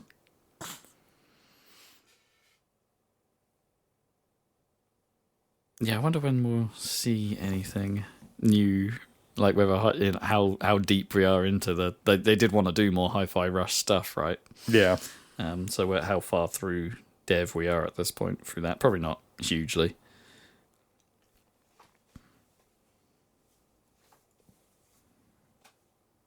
That's all it is. That's the news. It's time for what you've been playing. Rob, what have you been playing? Right, sorry. Just a big other just found something. Like the Krafton only recently got the publishing rights. Oh, right, so they actually finished that deal, essentially. Yeah, they only the publishing rights remained with Microsoft until pretty recently. So that's why they're allowed to do it, I guess. What I've been playing? A whole bunch of stuff. Oh, no. So I am... right at the end of Donkey Kong Bonanza. Really, or do you only think you are? No, I'm pretty certain I'm right at the end. I'm traversing lots of little layers, if that helps. Sure, yeah. Okay, right. So yeah, I think I'm literally standing in front of the final fight. Is where I think I am in this game. I'm still having a great time with it. Some of those later layers are pretty rad, like the I'm not going to try not to spoil it for Dan, but meat. I'm just going to say meat. And sure. I mean, you could say that for Super Mario Odyssey as well. So. Yeah, well, yes, you could. Meat. Just going to say meat. I'm just going to say meat. But yeah, that layer was pretty cool. I quite enjoyed that one. It's getting to the point where it's doing things, I think, a little... It's making you use more of the Bonanza powers more frequently. Well, I mean, sure, in that last level, obviously that's kind of the point. Yeah, sure. It's the sum up of all the skills. I mean, I didn't even realise until relatively late on that you can active swap the Bonanzas once you've entered them. Yeah. I don't think the game ever tells you can do that. Like, no, probably not. But there were definitely like some of the side challenges or, little things you discover where it's like, oh no, that's what you were meant to do. You were meant to swap between these Bonanzas on the fly. To pull that off. So it's that's been it's I think this, while I still maintain like my initial opinion that it is still that a little bit one note, it is mostly just walk to places and punch things, make holes in stuff, which still is compelling after this many hours in. I am sort of appreciating the fact that as you go through the game, it does kind of feel like it's like each level, each layer does kind of like push you in a certain direction, a little bit of a different style of playing it.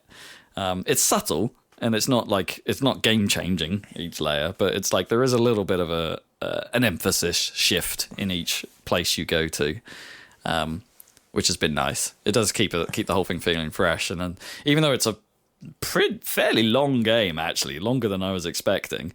It means it hasn't worn out its welcome. I'm still perfectly happy to just go into it. It's still got the draw for me. I don't know whether it will maintain that in classic fashion. I don't know whether it will maintain that once I've just cleared the story. Well, I mean, I guess the question would be like, if you go into that post-game stuff where you could like go back to the elders essentially and do the challenge runs, challenge bonanza zones or whatever those things are called. Okay, I didn't even know those existed. I think I told you about them last time when I was talking about it, playing a bit of it. But like when you go back and do those extra hard challenges or whatever, because those are locked behind getting a certain amount of bananas, it's like, if you already have that many bananas and it's not an inconvenience, that probably makes that more appealing. But if you come to those, it's like, oh, you have to go away and just do regular bananas for 20 minutes. That might stifle it. So I've been Yeah, I mean, in most layers, I mean, I haven't 100%ed many of the layers on the way down, but you know, I've been nearly done in most layers. I feel like probably for most people, it's not even going to be a problem to reach those unlocked targets for those last things. I don't think it's trying to be particularly hardcore. Yeah, I forget how many hundreds of bananas I've got at this point, but it's The one thing that I did find strange about the post game, I guess I'll just mention this now, talking about Rob coming up to it, is that like the boss rush is in the first level. Oh. Like, it dumps you back into the first level of the game, but the boss rush is, like, right there, and you can do it immediately. And it's like, that should be the last thing you do, isn't it? What, you mean back in Monkey Town? Yeah, back in Mine Monkey Town. Prospect Isle, was it? Yes. Or something like that. Or Sunken like Prospect Isle. But yeah, the boss rush is right there, and the, like, I guess it's not really, there's another, essentially, it's like a shrine rush, I guess. It's like, as if you were doing those little 30-second shrines, except there's just like 10 of them linked into one big run. Huh. Which is actually quite difficult. That was probably the bit that I struggled with. I did find the boss rush nearly as hard. What do you have to get through without like falling off? Yeah, you have to do it successfully. You have to do all of the individual challenges successfully and also not die from cumulative damage over the whole thing as well. Wow, okay, yeah. Yeah, that could be tough. That was probably the bit that I struggled with the most. The boss rush wasn't as difficult because none of those bosses are especially difficult. Yeah, I mean, there's been the odd moment where I found the game somewhat difficult. Like one of the fights against Void just felt kind of awkward because there was a lot going on. Yeah, I feel like this is sort of a classic Mario boss problem. Is just like, if you don't immediately get the hits in, stuff starts to accumulate and then it gets out of hand. Yeah, there was definitely a little bit of that. And I think, like, for some reason, certain things that I know how to deal with, or I have dealt with in the past, I don't immediately think of. Like, I'm not using the elephant bonanza nearly enough. Right. I don't think. Like, there's moments where I think, oh, I could. Like after I've done it, it's like, oh, I could have dealt with that so much easier. Like, why did I do it? Why did I not think of that? For some reason, some of the moveset isn't necessarily like always in my head at all times. Like, or some bits where I forget that one of the snake's powers, for instance. Right. Yeah. Again, without spoiling what that is, but just forget that it exists. Not have to use that all that often, but it's there. And I think it feels odd in some ways, in that as polished as it is, there are still moments of it that feel pretty clunky, and it's like and that's just the nature of, I think, of the game they're trying to make. Like climbing frequently just sort of sometimes just detaches you from the wall, or the controls go a bit weirdly, like where you push a direction and it can't figure out which way it's supposed to move around this wall. And it's like that stuff it's a pretty classic problem for like climbing mechanics or three-dimensionality of these sorts of games that even Nintendo don't seem to have solved in this instance. And that can sometimes be a bit annoying, especially if you're trying to climb up a place, like, or get somewhere, and it's like, oh, I want to just get over here, and you do a wall transition and it doesn't transition, it just falls off. And then other times you can just, scurry around the outside of objects, no problem. It's it can be a little inconsistent. Like, if everything's perfectly cubic, then it works beautifully. But it's not. Like, everything is quite mushy and moved around. And so it's little moments like that where I have some trouble. Where it doesn't feel quite as I said, we've said this from the start, it's not as slick as Mario Odyssey. It just isn't. It's a different thing. Yeah, for sure. I do like how, like, it took me ages to notice it, but like, you notice it right from the start, the sort of green and pink lighting motif, right? That they use in all the menus and stuff. But it took me ages to notice that actually that's going on all the time. Like almost every object in the game that has a bit of specular on it has a kind of faked green pink specular added as well. Like, it's really obvious in the crystal, right? The crystal has that sheen, but it's like there's definitely like other objects you look at and you're just like, oh yeah, that the corner of that one is weirdly pink and blue, even though this area isn't pink and blue. It's like, it's a real, I think it's a cohesive trick, right, to make everything kind of look gelled together and still keep that style. Like, it's really cool. It's little things like that. The little attention to detail, right? The Nintendo thing. Cool. Very cool. But yeah, it's neat. It's a cool game. I enjoyed it quite a bit. But yeah, I'm getting to the point where I think I'll be happy to finish it and move on to something else. But that's not to say I haven't fallen off it. I'm satisfied. I'm still satisfied. And I think when I finish it, I'll be like, yep, cool, perfect. But not perfect, but you know what I mean. Perfect for me at this moment in time. Yeah, for what it needed to be. Yeah. So there's that. I kind of forgot to talk about it last time on the podcast, but I went back to playing LocoRoco. On what platform? Technically the PSP, but realistically on my Steam Deck. Right, okay. Because I actually never finished that game back in the day on PSP. I don't think. I think I got a little bit too caught up in the trying to perfect the earlier levels in it that I never actually progressed through it to the end in the main story of it, or if you call it a story. But so I don't think I've seen every level in that thing. So I don't think I've caught up to where I got to in the PSP one yet. Back in the day. I don't know. I just had a sort of nostalgia trip about it one day, and was just like, oh yeah, LocoRoco, that thing was pretty cool, right? Like maybe I should. Oh, I could just play it, right? I've already loaded it onto my Steam Deck. I should just play it. So yeah, I'm doing so. Like it's pretty cool. It's pretty unique. Like even today, I think it's still quite unique that it's kind of blobby physics-based platformer. It is fairly ambitious, really. And I think it both works and doesn't in quite a lot of ways. Going back to it now, I think I can be a little bit more critical of it compared to back in the day.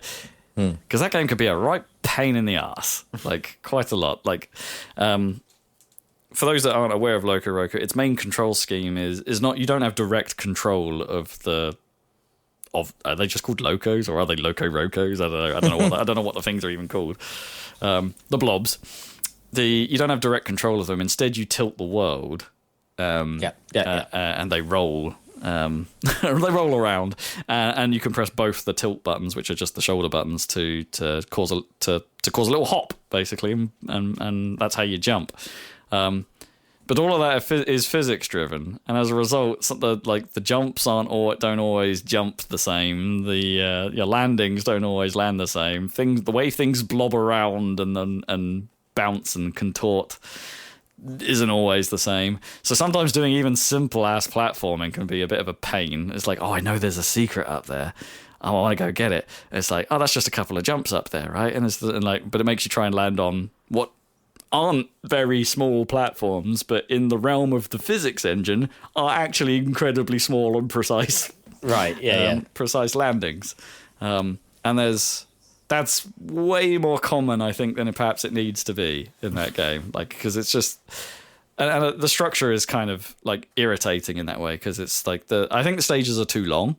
Like, if you're trying to go through them and trying to get everything in them, you're talking about a 10-minute average, I think, for those stages, which feeds into another problem I'll talk about in a minute. But it's like, by the time you get to the end of a stage and you realize you've missed something, which is, at the moment, every level for me. It's like I'm trying to find all these things, but like I always miss something. In today's world, I don't feel the urge to go back and retry that level anymore, because I feel that was a 10-minute level, like or something like that, and I know I missed one thing at one particular point in the level. Can I be asked to go and find all the things again just to get back to that point so I can correct it? And the answer is no. I can't be asked anymore to go do that. And it's compounded by the fact that one of the things this game does is it has pretty good music, but the loops for the musics in the stages are actually quite short. They're not very long pieces of music, and part of that is because they've tried to tie it in so the locos sing along with them. They all have, there's like a theme music level every now and then where every color of LocoRoco has their own theme tune. I'm particularly fond of the reggae one at the moment. He's pretty cool. Nice. And they sing along with it, and then the rest of the levels they tend to have there's a few other themes for the levels, like here's safari theme, here's horror theme, here's ice theme, or something like that, and they will sing a sort of light backing along with that sometimes is incredibly subtle. Sometimes I can't even hear the difference. But I guess because they've done all that work to make the different locos like blend into the music, and it's different depending on the number of locos you currently have active. Because I didn't talk about that, you can split them all apart into like up to 20 different blobs, and then they all sing along in chorus with each other, which is pretty cool. But because they've gone to the effort of doing that work, it's like I can understand why the music length isn't very long, which is unfortunate if your levels are long, because you get kind of tired of that loop by the time you reach the end. It's like all the component parts don't necessarily come together, is I guess what I'm trying to say. The blob doesn't congeal. It doesn't quite congeal. Oh, that's a shame. I would have at least that for congealing. Yeah, and I think that's just modern sensibilities. I think I was a lot more tolerant of it when I played it. And I do think like it might actually, because I've played it a little bit in handheld on my Steam Deck as well as on the big screen. There is something about, I think it does work, or at least feel more natural in your hands than it does on the big screen. Like maybe something about the tilting and the fact that maybe when you're tilting, your hands are naturally tilting with it. Like there's an element of like it being a handheld game that fits. I mean, if it had come out like some number of years later, it would just have been a motion controlled game. Well, sure. I mean, they did make a PS4 remake of it. Yeah. There is a 4K version for PS4, which I think it presumably still works on PS5. If you've got one of those, you could probably still get it. So I'm having a good time, but like there's just a few elements to it that just are like can be hugely frustrating. The physics can just let you down at times. There's one particular part on a level that I must have spent like 10 minutes alone just trying to do. It was like a rapid like. There were lots of bouncy blobs, but they were like circular, and it made you try and climb this tower of circular, extremely rubbery blobs. And so but the angle at which you could fire off from them was like so difficult to control. It took me friggin' ages to get up to the top of this tower. That wasn't even part of the level. That was just for some bonuses and stuff. But yeah, some of the secrets are so hard to find in that game as well. Like they're really obscure or require a really gnarly jump. Like, and you can't necessarily see all of them on screen. Like, a lot of them are like classic, the wall will fade when you overlap it kind of secrets. So you almost feel like you've got to bounce into every part of the terrain. Yep, classic Doom push face against wall. Yeah, which I'm not 100% sure is great design. Ultimately, sometimes you get a little clue, right? There'll be a little indent in the in the wall to say like there's something, you know, you might be able to fit in that, but not always. Not always. It's not a guarantee.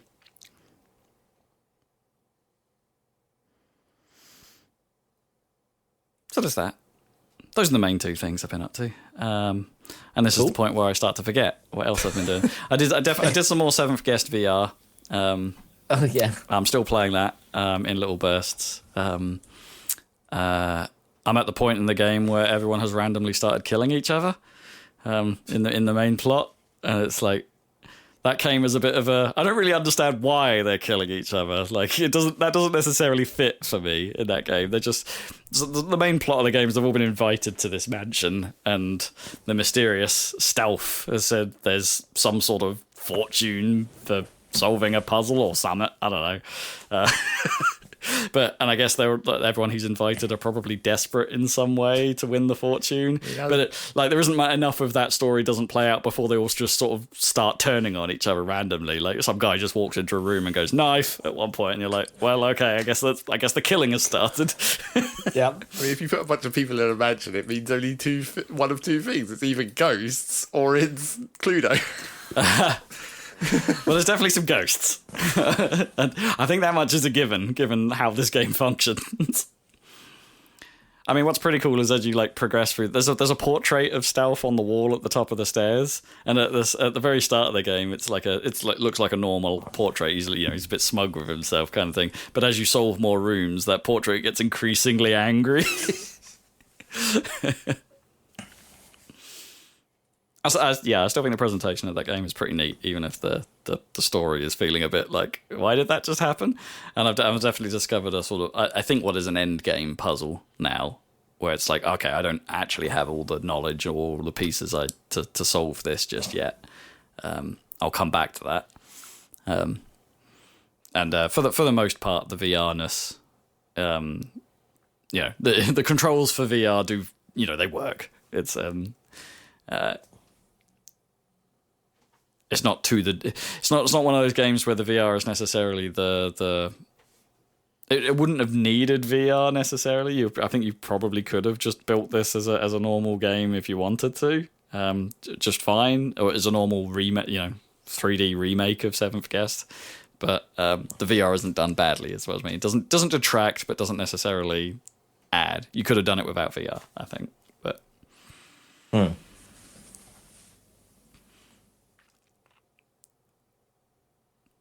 Trying to think what puzzle I'm on. I think I'm on the bathroom, if that helps.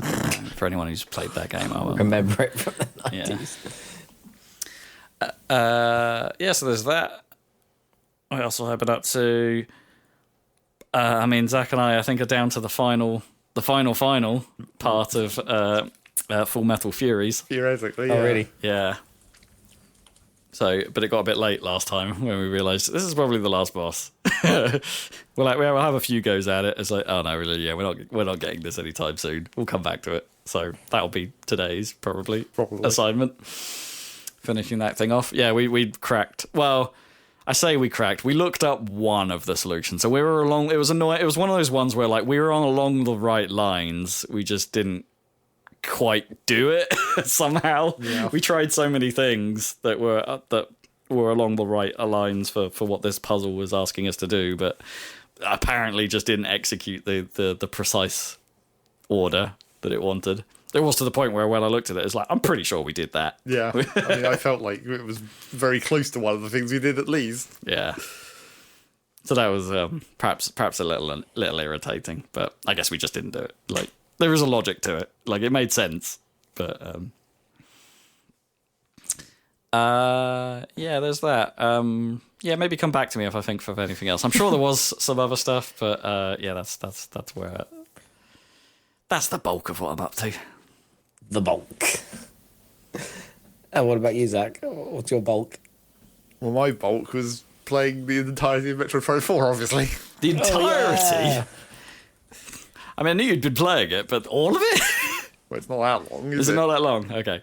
I mean, I wouldn't say it's a tight 8 necessarily, but I've got through it in 16 hours, so I guess it's twice as long as a tight 8. That is a bit shorter than I was expecting, to be honest. All right. But I can't really remember how long Prime and stuff really was, but sure. I don't think they were tight 8s. They were definitely longer. Yeah, probably. But yeah, then I've got a lot of stuff to talk about it, I suppose. Go for it. Tell us about the cohorts. Start with the controversy first. What's his name? Miles? Yes. Something? Mackenzie. Miles Mackenzie? Yeah, tell us about Miles Mackenzie. Well, he definitely sucks for the first, half an hour. Yep. But, he sucks for the first half an hour, and then, the quips kind of fade out a bit, and he just turns into, a normal dude, more or less. Okay, but is he with you, most of the game? Kind of. He's basically sort of the hint line. He comes on the radio to tell you what to do, essentially. So he's not, literally with you? No, but although you do meet all the other NPCs, and they accompany you from basically most of the other levels on and off. So there are quite a lot of other sequences where there are other NPCs being involved. What a weird choice. I mean, just off the bat, what a weird choice. Yeah, somewhat. But yeah. So what percentage of the game is there someone with you then? Probably if like in terms of actually physically with you, it's probably like a third, but in terms of a character constantly talking at you, it's probably more like half. Right. That's still like both of those numbers feel way higher than they should be. Well, yeah, probably for a Prime game compared to what people thought it would be. But how was it though? Well, so the first thing I wanted to say about it, kind of, is that like, in some ways I just want to go full spoilers on this conversation unless you guys specifically say you don't want spoilers, because in some ways you kind of already know exactly what this game is. Because it's a Metroid Prime game. It's a Prime game. Like, in terms of mechanics and gameplay, there's not really much to spoil. It's like you get the thing that allows you to shoot the red-coloured door or whatever. Yeah, exactly. I'm not going to care about the story either, I don't think. Well, and yes. Story, yeah, I don't necessarily... I'm not sure even I care about story particularly, but like the mechanics are kind of the game, right? It'd be like, oh, I can do that now. Like, it's like a Metroidvania, right? You kind of want... to a certain extent, you want to be like, oh, right, cool, that's a neat addition. Now I can do this. But the trouble there is that they kind of didn't innovate anything, where it's like, it is just a Metroid Prime game. You get the specific type of gun that opens the specific type of door, and then you go and open that door. Right.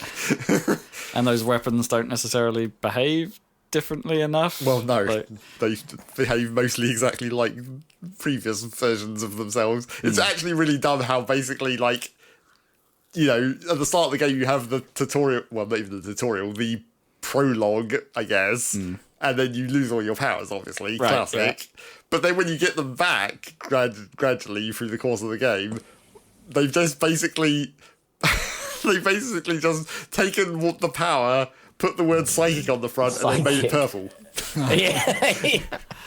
Oh man, the purple thing, like, because that was in a way that was like Metroid Prime 2's problem, right? As well, because they took like the main the weapons in the first game were quite classic, right? Yeah. Like, but they had like distinct coloration. But I think I want to say, like, in Metroid Prime 2, everything, like, a lot of them were just purple anyway. Like, and it kind of lost some of the distinct nature.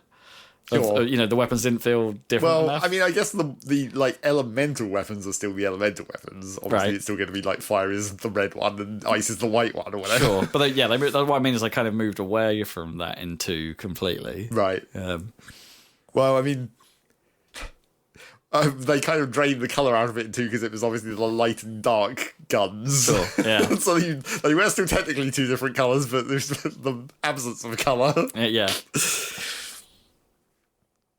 But yeah, so like that is the kind of, that maybe is also an indicator of the kind of weakness of, like, you know, they didn't really do much innovation. And that also applies to the story, where it's like, the story might as well not exist.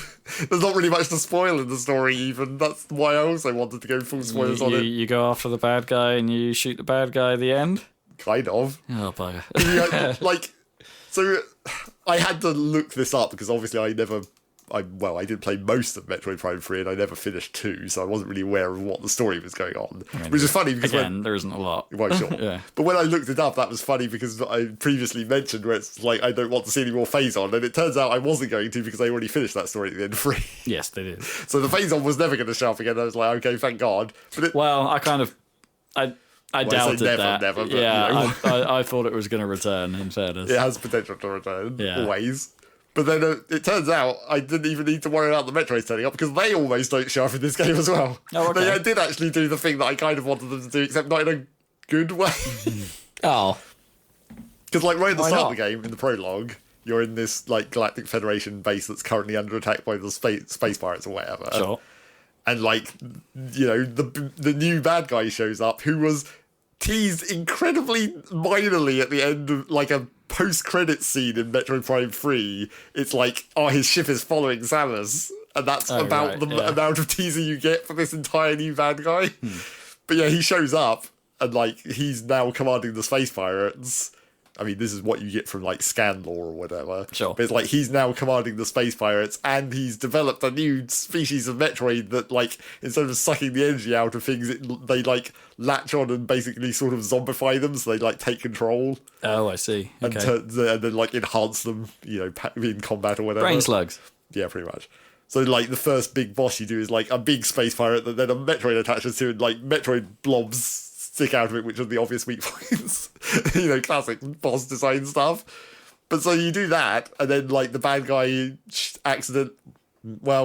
maybe accidentally, maybe intentionally shoots the mysterious artifact that's being protected in this Federation base, which turns out to be a teleporter device that just warps everyone to a completely different galaxy. Okay.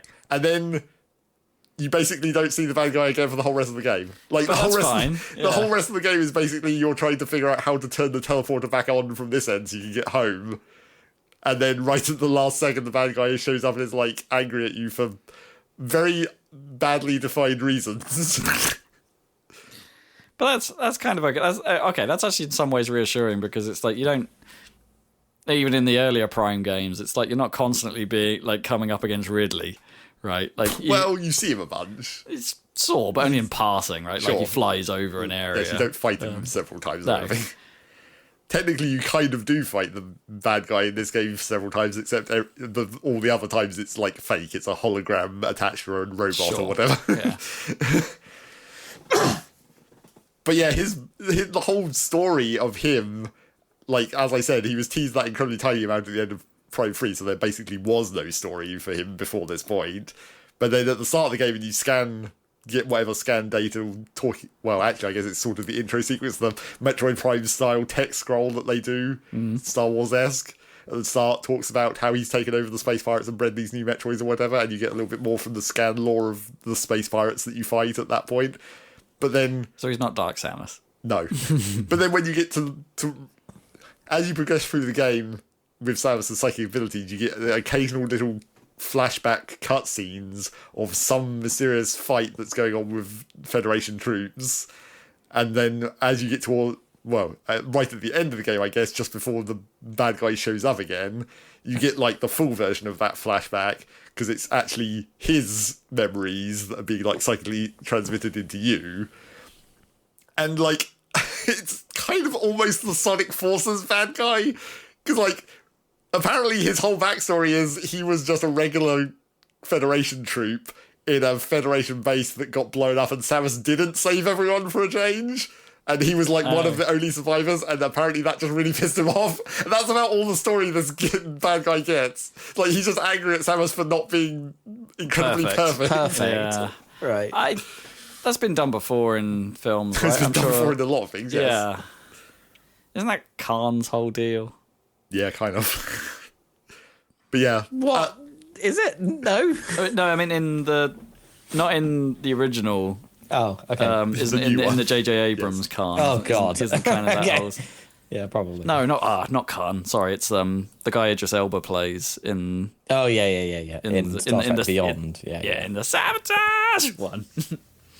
So yeah, the story is like kind of non-existent, but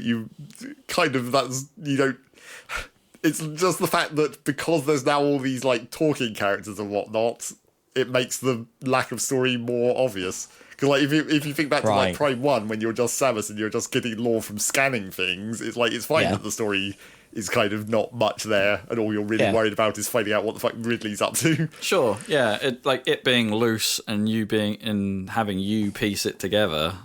Yeah, it's better than just having people talking to you all the time, but not really having a story to go with the talking. Exactly. All they're worried about is finding the parts of the teleporter. That is, you're introducing the characters, but like you have to have a strong story to go along with it. Yeah, to me that is a key element of why Prime worked. Yeah, like it doesn't need story. You just need to have an objective, and the world can build itself. Kind of. I mean, I just feel, whether you want to or not, and if you don't want to, that's fine too. I feel like they would have done better in this game with just not having that guy, the bad guy, exist. Like, or have him do the attack on the base that triggers the teleporter instant, but then just have him not go through the teleporter. Have you just get stuck in the other side of the galaxy and have to figure out this teleporter thing, and that be the whole adventure. And that just be it, yeah.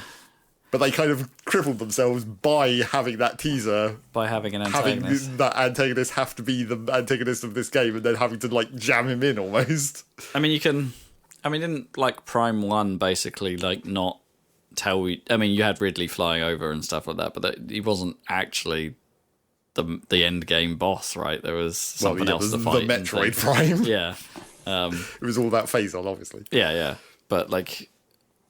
It didn't matter. Like, it wasn't necessarily about Ridley. It wasn't necessarily about that. You just kind of had a thing you needed to do. Sure. And that was all you needed. Although in a way, again, that's maybe another kind of way that they messed up trying to have an actual story in a Metroid story, because once again you teleport onto this alien planet or whatever, and it's like, oh look, you're the chosen one. That the aliens have obviously predicted that you're going to show up. And it's not even Chozo this time. No, right? and that's why it's even weirder. Yeah. It's like, obviously the Chozo, they would know about, well, they wouldn't necessarily know about you directly, but they in fact had future sight in some cases in certain Chozo. Sure, they know you, they foretold your existence. Yeah. So that's weird to me as well. Like, why would they do that? Like, how does that make sense? Well, the trouble is, even more specific, is like the trouble is that they sort of did both halves of it not making sense, because in some parts it's just like when you get the suit upgrades, you just stand in the machine and it gives you the suit upgrade. Sure. And like regular power ups like missile ammo upgrades, or like the like upgraded versions of the elemental guns, those are just like regular upgrades. But in order to get the elemental gun power specifically, you have to find like a chip that has the elemental power in it. But for some reason, those are not instantly compatible with your suit. You have to haul them all the way back to Mackenzie, and he has to do some things to it to make it integrate into your gun arm. Like just those. But all the other power ups, you just walk into them and get it like you normally do. Okay, sure. I mean, that makes a little bit of sense, like, in some ways. I get there's a tiny bit of realism to it, but it's not really consistent, I suppose. It's inconsistent because, like, the whole point of the Chozo power-ups previously is they're all Chozo tech, so they integrate with your suit automatically. But then the fact that you can still get your suit upgraded in this game, which even if you wanted to make an actual story explanation, it's like that suit upgrade would give you the alien tech suit that should integrate with all their tech. I guess, But it doesn't do that, and it doesn't do that with the weird upgrade chips for the other. It depends where these chips come from. If they were like, I mean, the way they could explain around that is like if that was space pirate tech. No, it's not. Like, it is all alien tech. Yeah, okay, then it's not consistent. Then it's a weird choice. It is quite weird. But anyway, now that we've gone over a bunch of really specific stuff, let me try and go on backwards into some more general things. Is it good? It's like fine, I guess. Oh no, Fine, I guess. I mean, it looks Raves, nice. Zachary That. Burgess. Yeah, it does look nice. Yeah, okay, so it actually does look nice, because there's a bit of me that's just like when I've been looking at these trailers and stuff, it's like that's like my brain for some reason doesn't detach it from how it not being too much of a departure from how the GameCube ones look. Sure. And I can't decide whether that's a good or a bad thing. Like, as in, it looks like the GameCube one. Okay, cool. But then also, technically, like, there's the part of my brain where it's like, oh, it doesn't look like it's really progressed much from the GameCube one necessarily. Well, either. I mean, yeah, kind of. I mean, it doesn't try and do anything particularly new and fancy, and in some cases, it's still it's my classic like rain on the car windshield problem, where it's just like you go and stand under a waterfall or whatever, and the rain goes on your visor, but it's still just like. That's still kind of a generic ass effect. They could have done that better. Right. But obviously that's so unimportant, but you know. Yeah. I mean, yeah, it was first made, right? The visor effects were kind of new and interesting. They did slightly lean into the Samus's eyes on the visor flash thing, because now every time you open the menu, because the screen goes black for a moment, you see it every time. Oh, weird. You see her eyes. Although it's kind of weird, because that implies that whenever Samus is looking at her like internal suit stuff, she just goes blind. Blind. Sure. Yeah. Yeah. There's too much glare. It's like Bond looking really intently at his watch. Yeah, hold it right up to your face.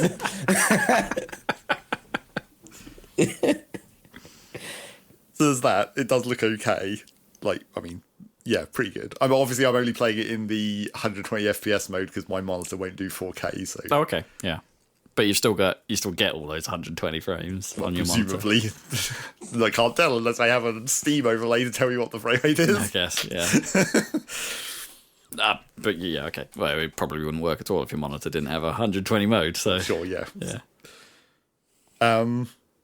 I guess the other biggest thing to talk about is the whole desert thing that everyone complained about in various ways. Yeah, so the controversy is that they've for some reason locked the radio. Yeah, well, on that's one of the. That's like a really minor controversy, kind of. Yeah. That's only if you care about weird, specific amiibo things. It's a bit weird, like, because most of the time on amiibos are cheats, right? In these games, Sure. like in Nintendo stuff in general, right? It's like slapping amiibo Or they on just it. give you something completely pointless, like here's a pile of ammo that you don't need. Yeah, exactly. Whereas here, there is actually like a feature locked behind it, right? You need the expensive bike amiibo to be able to unlock playing music during the desert sequences. But I don't know, like, does that really matter? I mean, maybe it depends what you get instead. Well, you get I don't know, there is sort of music-esque things going on. I mean, maybe it's more like Breath of the Wild's atmospheric music. Right. Incidental plinks and plonks. Yeah, kind of. I mean, there's something there. But it's not, it's not silence. There is some kind of track going on. But yeah, I didn't really feel like that was a big deal. I wouldn't have even known that was a thing that existed because the menu doesn't tell you what the amiibos do. Right. So it's only because of the controversy I even knew that was a thing that was going on. Yeah. I can see why people might be annoyed that, a feature has been locked behind a toy. But yeah, I mean, sure. But was it really necessary? I mean, people are like more annoyed about that because they're annoyed that the desert is, really boring, and so they would like some music to listen to while they're in the boring place. I have heard that it is a little bit empty. Yeah, kind of. So, like, I have several problems with the desert that are maybe not necessarily just that it's empty, although that is kind of a part of all the problems. The first problem that I had, which was, like, it's one of those, like, user experience things where it's the, like, really bad first impression. Because when you actually first get released into the desert for real, because, like, you see it a little bit in a sequence before you have the bike, but obviously because you don't have the bike, you can't go anywhere. It's just like there's a wall that you can't ramp over until you have the bike. Oh, okay. Right. But you're technically in the open world at that point. So once you get the bike and it puts you into the open world for the first time, like, Mackenzie comes over the radio and he's like, okay, you need to find 3 more teleporter keys. I've marked the locations on your map, but you'll have to figure out, what to do. And I'm like, aha, open world, right? So now they've given you 3 points on the map, so just go to one of them and then do the thing and get the teleporter key. But it turns out, no, they have not, in fact, made an open world. It's actually entirely linear. And because of the design of the world map, like where you start and like the natural sight lines or whatever, I basically went to the points in exactly the wrong order. Like, you drive to the ice place and you start going into the start of the level, and it's like, oh, there's an ice wall here and I can't go any further because I need the fire beam to destroy it. Right. Clearly. So you can't go there. So I was like, okay, I'll drive to the next corner of the map. And it's like, oh, I can't go there because I need the spider ball. And so you go to the third corner of the map. It's like, now I'm in the volcano. This is where you get the fire beam. And it's like, okay, that makes sense, I guess. So it's not an open world at all. There's no, you do have to do them in a specific sequence. order. Yeah. So why give you the 3 points on the map? Yeah, so why allow you to go to these places at all, I guess. Well, okay, so that, thinking back to how the previous Prime games would have done it, right? So for one thing, you wouldn't have had a voiceover guy. Sure. Your suit would have been I can detect the teleporter. His thing is kind of exactly that. It's just Right. like he says the thing and then the map opens up and it Yeah, it is kind of that. But I definitely preferred the suit being like itself going like, okay, I've done a scan and I can see the teleportive energy, let's call it, Yes. and they're over here somewhere. So you start heading in that direction, and that was how it guided you, right? Those early games, your suit would do all that. Yeah. So it kind of sucks. I think that there's a guy that does that because it's like, what's wrong with your suit? True, I guess. It's one of the functions that got blown off at the start, maybe. Yeah, maybe. Shut down the scanning device. But also, even then, okay, so there were definitely moments in Prime, I think, where you would go to a place and it would be clear that you can't do that yet. But then your suit would intervene and say, like, if you want to do this, like I've detected heat over here, Right, like, for it was instance, designed and so, it would then, that you'd reach the dead end, but it would then tell you where the thing you needed to get past that dead end was. Exactly, yeah, and I think maybe even just that little element makes it feel a tiny bit more like, oh, okay, we got it wrong, but like here's the solution. Like it's tiny, like I admit that, but it's like just that little bit of interaction or that tiny little extra bit of like writing, I guess, or something happening makes it feel a bit more natural. Yeah. Like it's like, oh, okay, fine, you can't do this. You need something to do it. And sometimes even in Prime, right, it was the fact that you could just scan a thing and it said it was made of a material. Well, and you're like, oh, I've not heard of that material before, therefore I don't. It's not one of the things my weapons can deal with yet. Yeah.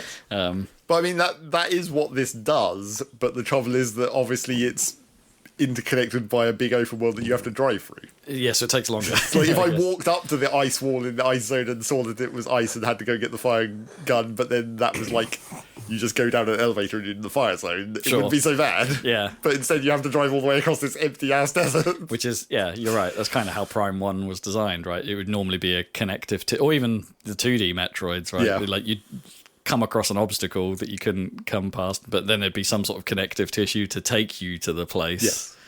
And it felt natural to go that way. But then to just extend this whole sequence of problems slightly further, so you go to the fireplace and you're like, oh, I need to get the fire beam from here. You would think that you're going to play through the volcano level and then get the fire beam, because obviously that would be how that would work, right? You get the fire beam from the fireplace. But what you actually do is you go into a small side room. You go into the volcano area. You discover that you can't go that way either. There's a small side room where you get the fire chip to give you the fire gun.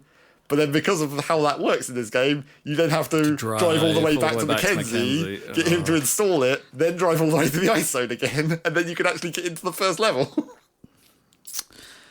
So it's actually a not particularly well-designed fetch quest. No.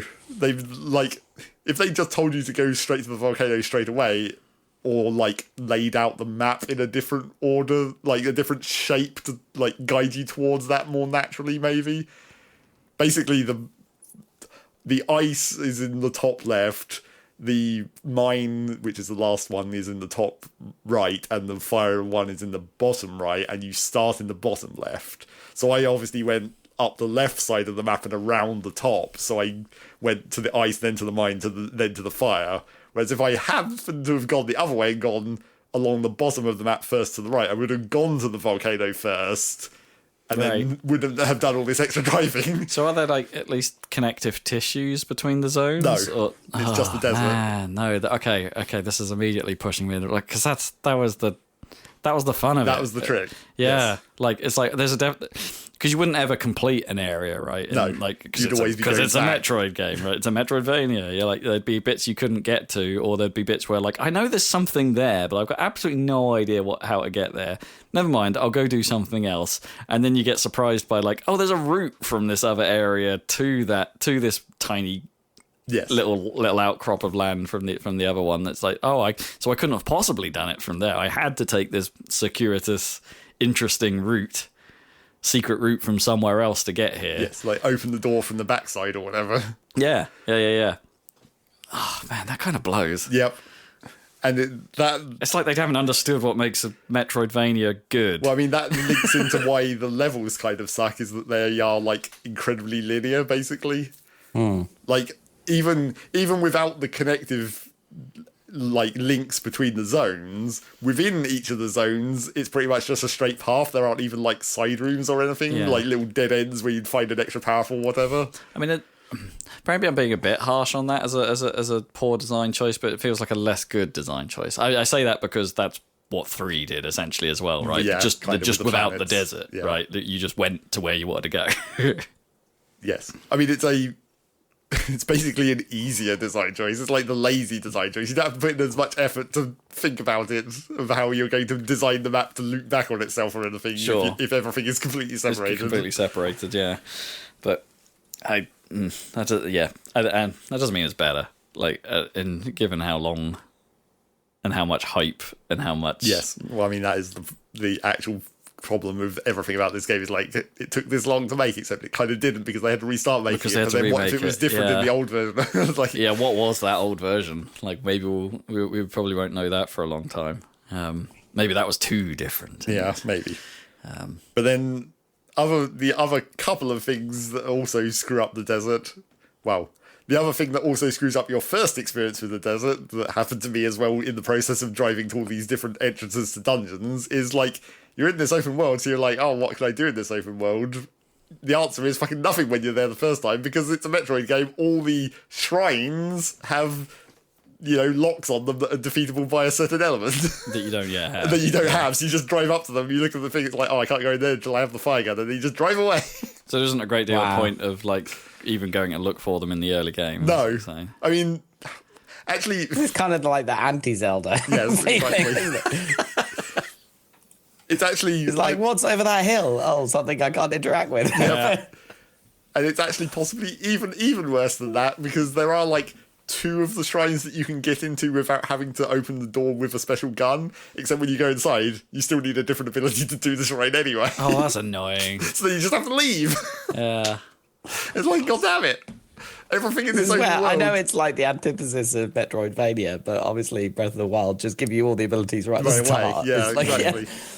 So one of the ways I think they could have made this less annoying, even though it wouldn't technically solve the way you progress through the game problem, is that they've made the shrines more like Breath of the Wild, where it's just a shrine and you go inside, but they should have done them more like Tears of the Kingdom, where the puzzle is on the outside, and then the shrine is just like, you just get the thing. the reward. Yeah, maybe. Because then at least you'd be able to see, it. like, here's the things I need to do, and obviously I don't have these powers, but at least it's interesting to look at in this boring-ass desert. I mean, there's an element of that in classic Metroidvanias where that is just what happens, right? You go down a path, and that path could sometimes be lengthy, only to get to a point where it's like, crap, I can't proceed here, and there wasn't a branch for me to investigate. Sure, but it's like, it can happen. In those cases, it's mostly they arrange the power-ups, so there's always, like, a power-up, but then when you come back later, you get a better or more power-ups as you move further down that dead end. Maybe, yeah. Most of the time, it's like, you come to a dead end, but you'll still get a missile upgrade or whatever. Sure, yeah, and know that there's more to come. Yeah. Yeah. Yeah, that's you're right. That's a good tactic because then you don't feel quite so bad about it. Like it's like not completely wasted time. I'm just thinking back to like something like Bloodstained and something like that, where there are definite moments where I go take a tangent and go wandering and explore this area, and it's like, oh, no, I can't bloody do that. Yeah, Right. And then there weren't many of them in Bloodstained, in fairness, but like. And then the next thing that makes the desert suck that more people complained about is like the crystals, the green crystals that you have to collect. Chaos Emeralds. Well, kind of. No, it's more like energy, I suppose. Well, it's green energy is the what they call it, the mysterious energy that is fucking up this planet in some way. Renewable energy. Yeah, unfortunately, it is indeed called green energy. But yeah, so Screw you, Octopus. there's this weird like it sometimes. Well, at the start of the game, you might think it's optional, and I hear that it's not optional. You do actually have to get all the green crystals. And some people were annoyed because they basically didn't get any for the whole game, and then at the end of the game, they were like, there's this giant roadblock where all I have to do is drive around the desert collecting crystals for like 2 hours. So I'd done it the other way, where I'd kind of figured out or predicted myself where it's like, these are going to be important to get, so I should get them as I go, because more of them spawn as you progress through the main story, essentially. So you can get all the ones that are there, and then next time you come to the desert, it's like, oh, some more have spawned or whatever. Okay. So you can just like sweep them up as you're going around. So I didn't suffer so much from there being like the giant roadblock at the end where you have to get all the crystals. But my problem with it is a more subtle one, where it's just like the way they've designed the crystals to appear in the open world. Because you're on the bike, I mean, you don't have to be on the bike. I guess you could get off, although then you have to, you can only destroy the crystals with either a missile or a charged shot. So it's slightly more inconvenient to do it that way, whereas with the bike, you just drive through them. Oh, okay. And they just break. Right. But because of the way they've spawned these crystal clusters into the world, they spawn there's essentially 4 little packets of crystal models, I suppose, 4 crystal models that spawn next to each other in a bunch, and they all have an individual hitbox, but the hitbox is like too wide or too spread out for you to just easily drive straight through them all in one pass. Oh, so you either have to like drive through them and then turn around and then drive back and like pick off the ones you didn't, or the way I ended up doing it was like basically sort of doing a power slide into them to like sweep the back wheel through them. Oh, okay. But that's potentially cool. It's potentially cool, except for that just means you're, killing your momentum every 2 seconds to do a U-turn against these crystals and then drive away into another direction. And didn't they show that? Isn't that an attack as well, where you sort of just go Akira sideways for a while? As an attack, but that relies on you having a boost charge. Oh, okay. Which you don't have nearly as often as you find these crystals. Basically, right. You can't be using that on every one of these packets of crystals. And then similarly to that, with like 2 pints and a packet of crystals, please. Similarly to that, where like the crystal arrangements don't quite work with how the bike works, the enemies that you fight while you're on the bike also just kind of don't really work. It like kind of so basically, even though you have camera control, so you can look around while you're riding the bike weapon only locks onto enemies that are in front of you, basically, rather than where you're looking. Oh. So the way that enemies are programmed to work is when you're driving, they will move into, like, in front of you and then shoot back at you. So basically they'll always be on screen. But that only works if you're driving in a straight line and have the camera facing forwards. Oh. So if you deviate, they try to repath, so they're like turning around and looping back, and then like they're never in the place where you can actually fucking shoot them. So they're just constantly like it. You literally do pretty much just have to stop trying to go where you're going to go and just drive in a straight line to let the enemies come to the place where you can shoot them correctly, which kind of sucks. And they don't even try and like dramatically shoot you from the sides or something to make like cool looking sequences. I mean, sometimes, but that's they do usually try and get in front of you before they even start firing. And then, of course, there's the other dumb occasional little thing where, like, the enemies also don't seem to have any pathfinding. So occasionally, you'll hear the enemies coming. It's not quite fight music, but there is, like, a shift in the atmosphere or whatever, and you can hear them. You'll hear the enemies coming, and then they just, like, drive into a rock and explode. Because their pathfinding can't handle it. Nice. oh, no. I don't know, I actually quite like that. That sounds kind of funny. Well, it's funny, except also you don't get to see it because they're often like trying to path you from behind or whatever. I mean, I guess that'd be kind of cool if you had your Switch plugged in with surround sound. Like you just hear these casual explosions behind you. Maybe. So yeah, that's the desert and why that kind of is awkward and weak. Yeah, it seems weird. Just some odd choices. And then the levels are kind of, as I said, linear. Did you get the feeling they had maybe they had the areas like designed already and this was like a last minute thing?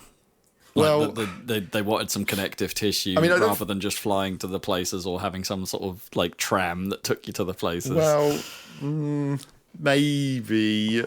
I mean, like the whole open world thing, just with the kind of bad way it's implemented, does just feel like it was forced. Like, maybe this is an indication of that conspiracy of, like, why Mario Kart has an open world and why Metroid has an open world. It's like Nintendo, right, with the success of Breath of the Wild, have got Breath of the Wild brain, and they're like, oh, everything must be open world. Right. Cram an open world in there somehow. Even in a game where it doesn't really make sense. It's a miracle Donkey Kong didn't have it then. Well, I mean, in some ways it is just an open world. Donkey Kong is more open zone. Yeah, obviously. I definitely wouldn't call that open world, would you? No, I guess not. They are levels, right? There's just a lot of stuff to do in those levels. Sure. So yeah, that's not all that different from Mario 64, really. No, it really isn't. So that's the desert and the levels. The other thing I sort of wanted to mention in terms of the NPCs and how they talk to you a bunch is just like, I actually would have been more okay with that if Samus ever said anything, because it's really weird that she doesn't say anything at any point. Like, she doesn't have to say much, just like anything.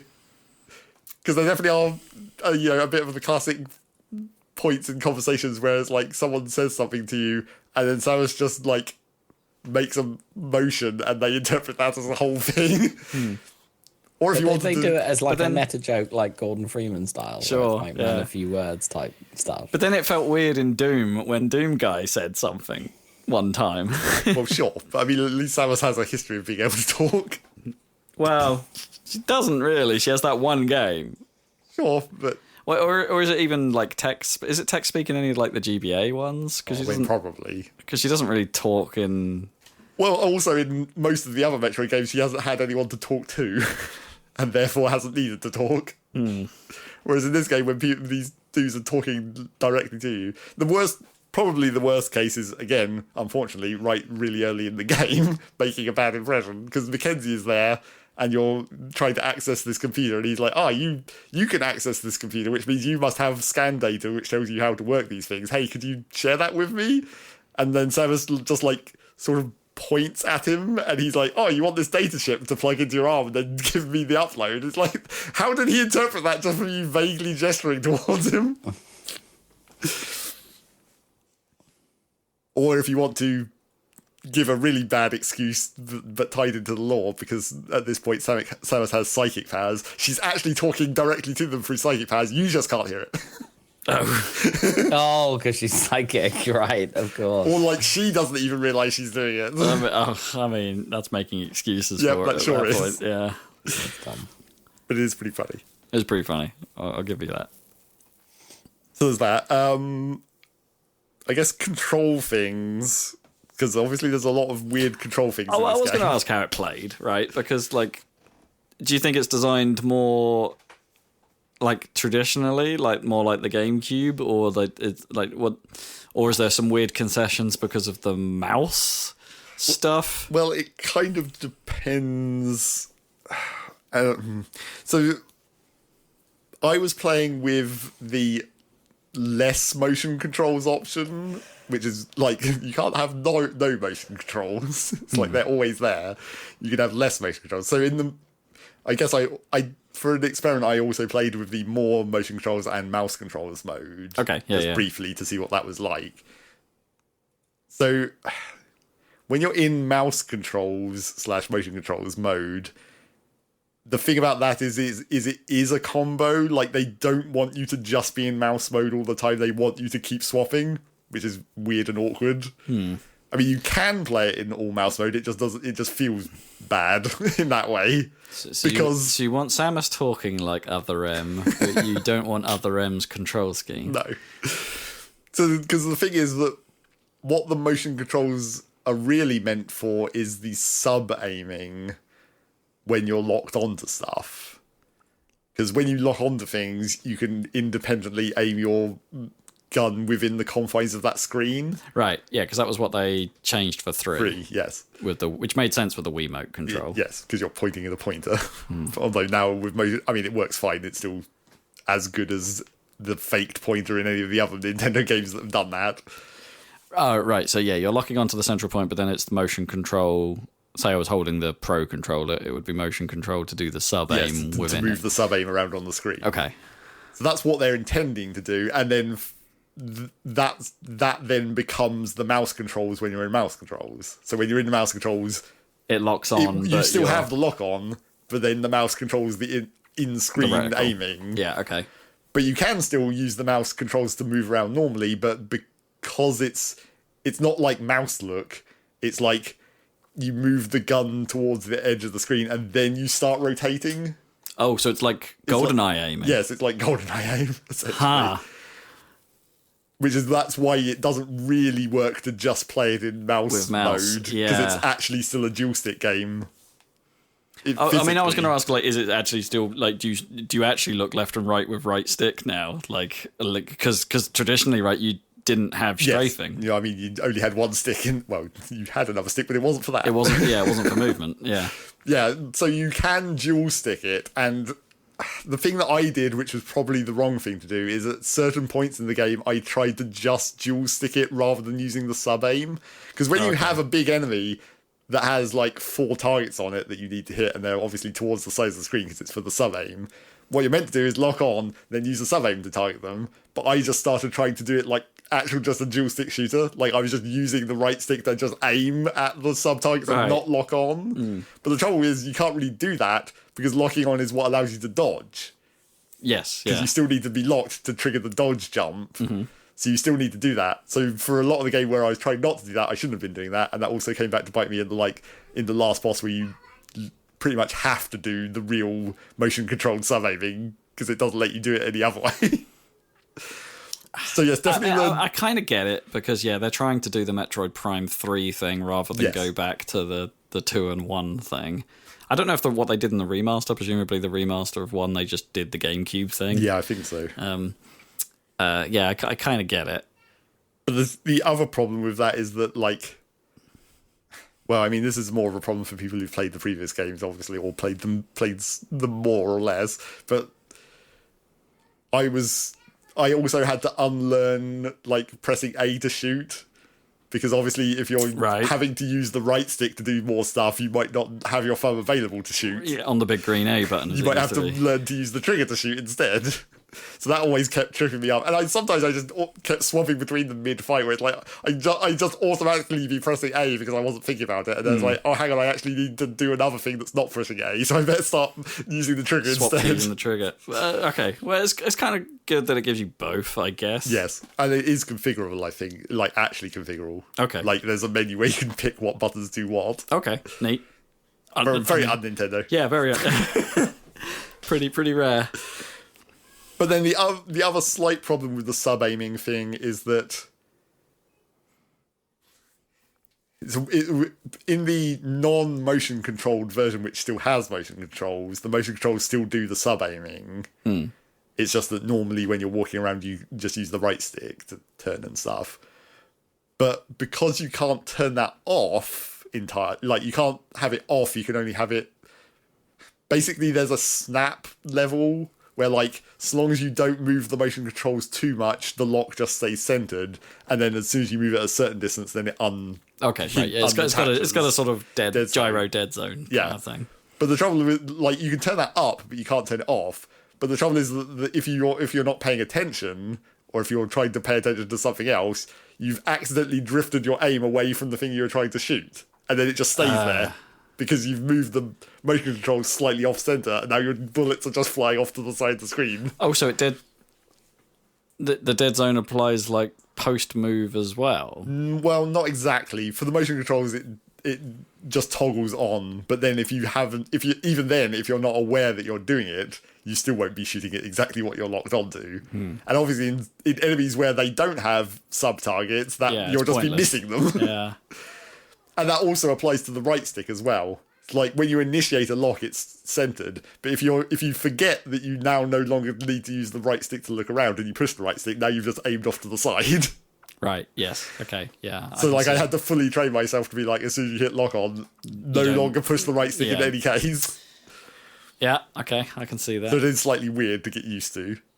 But that is an option, right? So when you lock on, the right stick is the same as gyro. Yes. Okay. But you can't turn either of those off. They're always both on. You can just turn up that dead zone for the gyro. It's weird that the gyro can't be fully turned off. That strikes me as slightly odd. Slightly not accessible. Yes, slightly.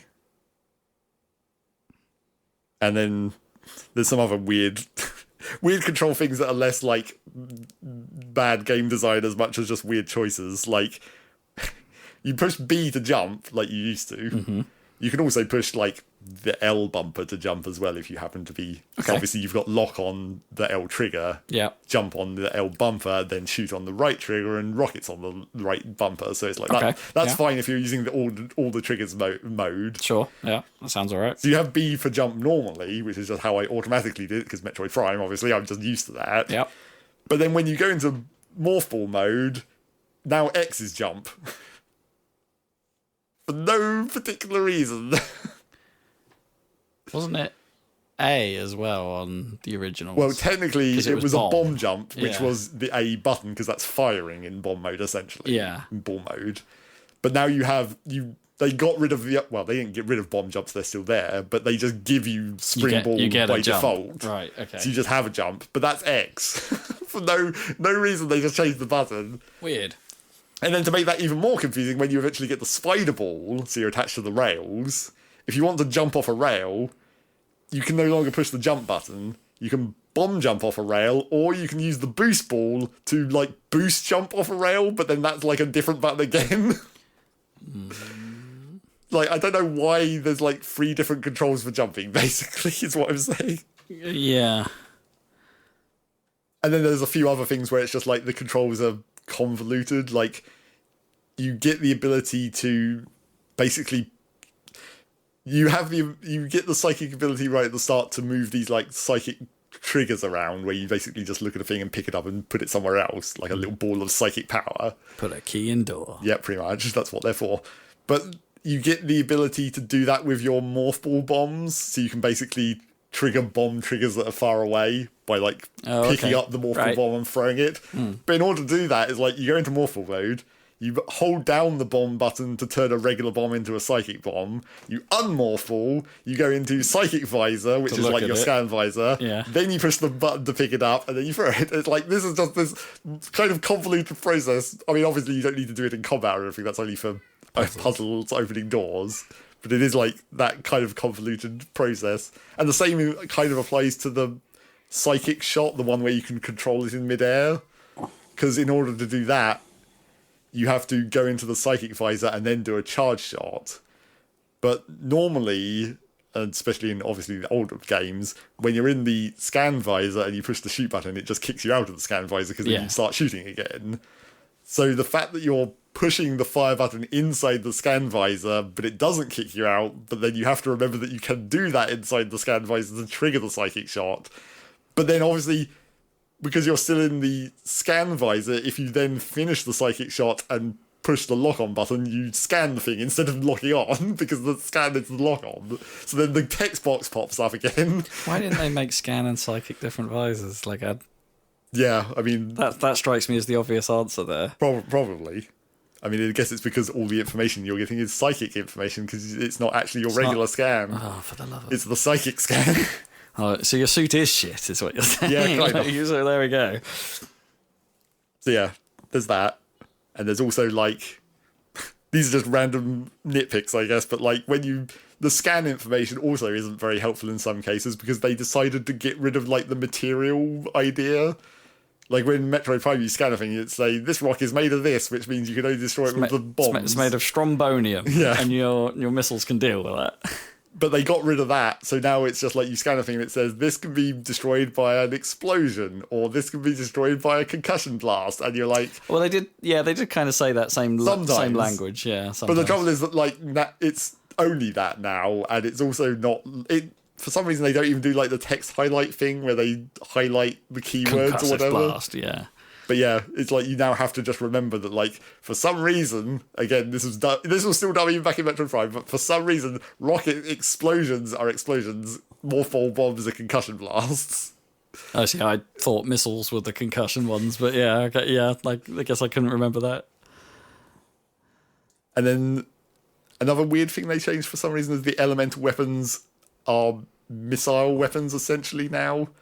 Well, kind of. Your beam no longer changes beam type. You have this separate type of gun called elemental shots, but it effectively uses the missile slot. So when you change between different elements, it's overriding the missile, but you always have the basic gun. Okay. Which I would slightly strange. Yeah. I would prefer it the other way, because then you can't use your missiles without having to remember that you then have to change. Right. Like, if you want to go back to default missiles, but you've been using an elemental weapon for a reason in a fight, you're like, oh, wait, I can't just push the other button and have that happen, because it is the missile button. That's slightly odd. And then the final sort of nitpick of, like, maybe bad game design choices, or, like, simplifying the game again, as Nintendo games tend to keep doing, goddammit. But, like, once you get the last of the elemental beams, like the electric beam, it allows you to turn on these mysterious robots you've been seeing all over the place, or one in each level, because those robots then scan the area and reveal all the items you haven't picked up. Oh, so there's a way of basically getting the map icons filled in, basically. Well, yeah, but except for like... But you kind of already... you always sort of had those in Metroid, right? Wasn't there always like an indicator to say that this room has stuff in it? It was an indicator to say the room had stuff in it, yeah, but in this case, obviously, because it's more like the rooms can be bigger or whatever in like Metroid Prime, but like it does just literally show the exact place in every room where there's an item, which obviously kind of takes away the finding stuff element of things. Yeah. But also almost kind of doesn't matter because the levels are so linear. Like, you've been to every room anyway, so if there was an item in there, you probably heard it because they make that whirring noise that items do. I mean, I guess it would be useful as a memory, so, just to remind you there's stuff like later on if you couldn't get it before. I mean, I just feel like it's a weird like simplification that they did purely just to make it so that it was easier to get 100%.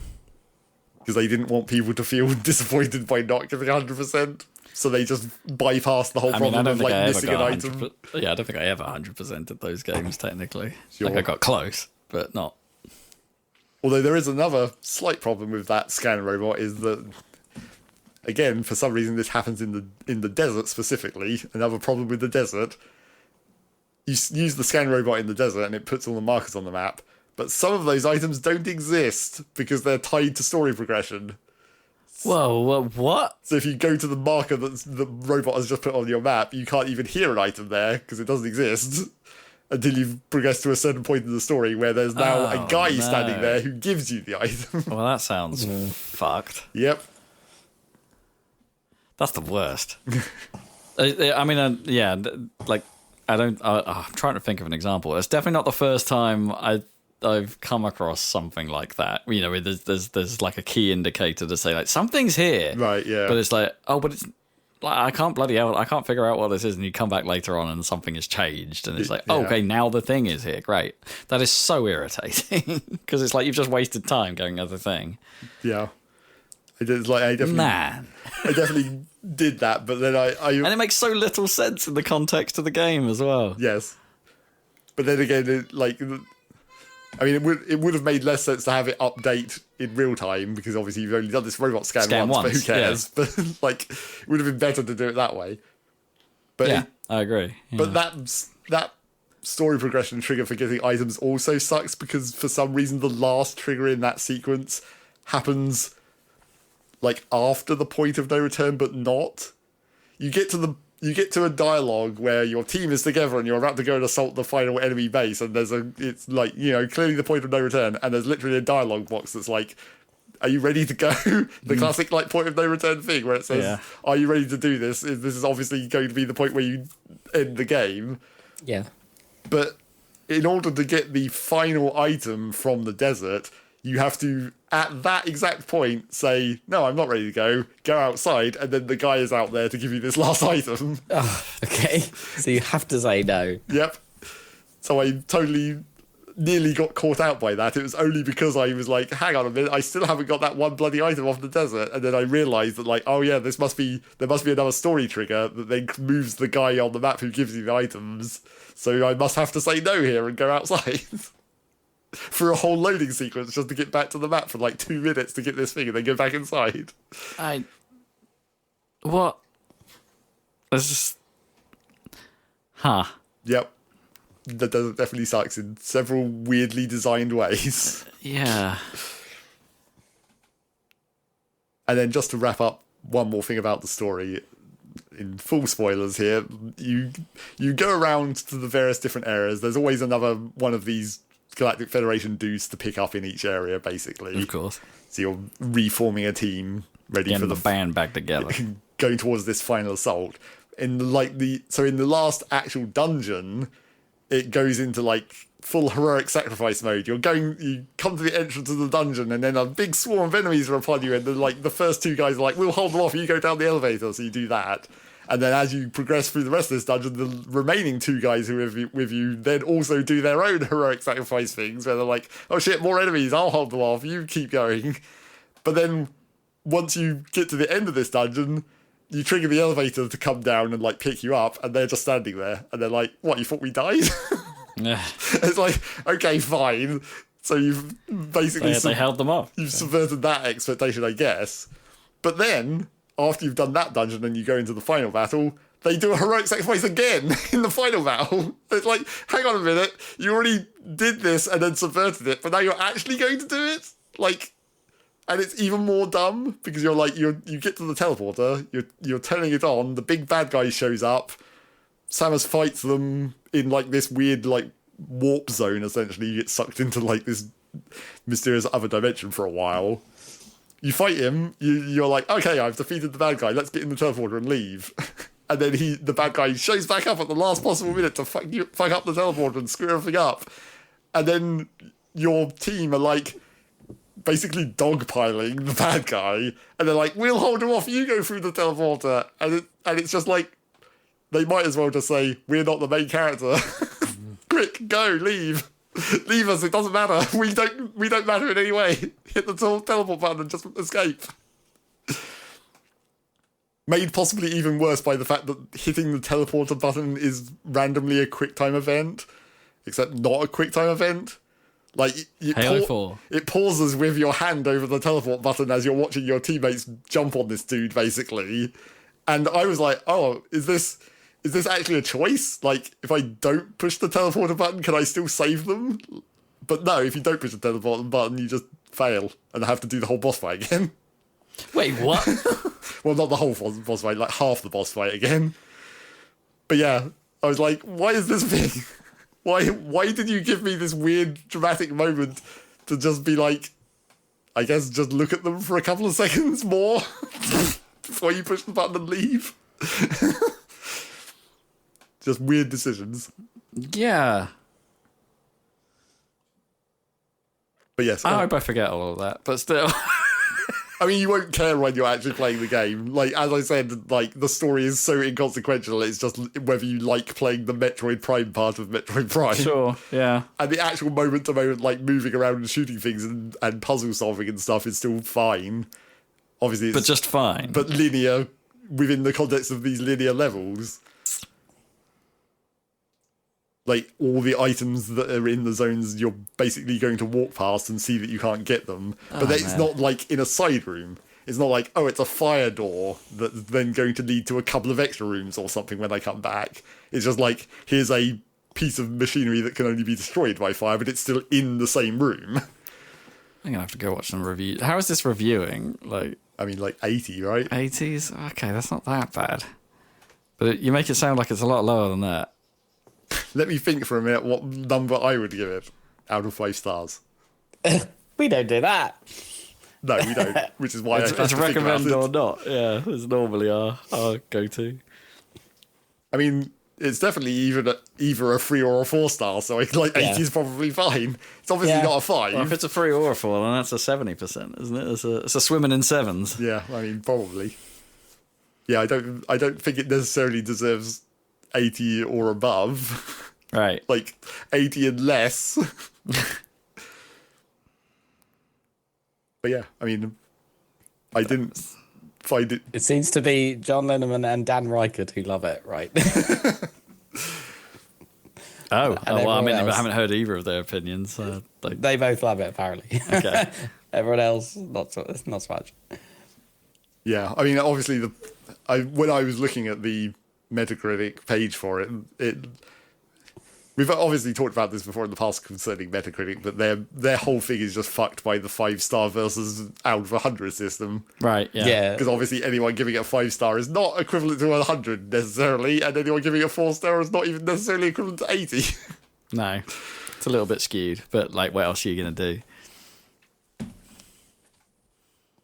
So yeah, that was the whole of that game. And I guess Rob can play it after Bonanza because I got it physically as well. Oh, cool.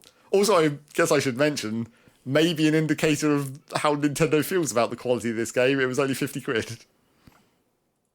Oh, well, you say only.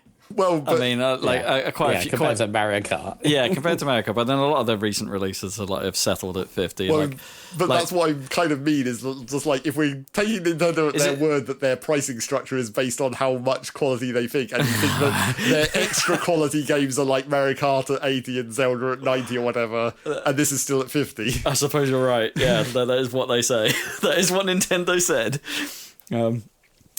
Is that true of the download cost as well? Is it? Yeah, I think it's 55 because it's like £5 more on download. 58 or something, isn't it? Some weird price. Yeah, I mean 57, 58 is their normal download price. Same as Kirby Air Ride or whatever. Yeah, and Age of Imprisonment is that as well.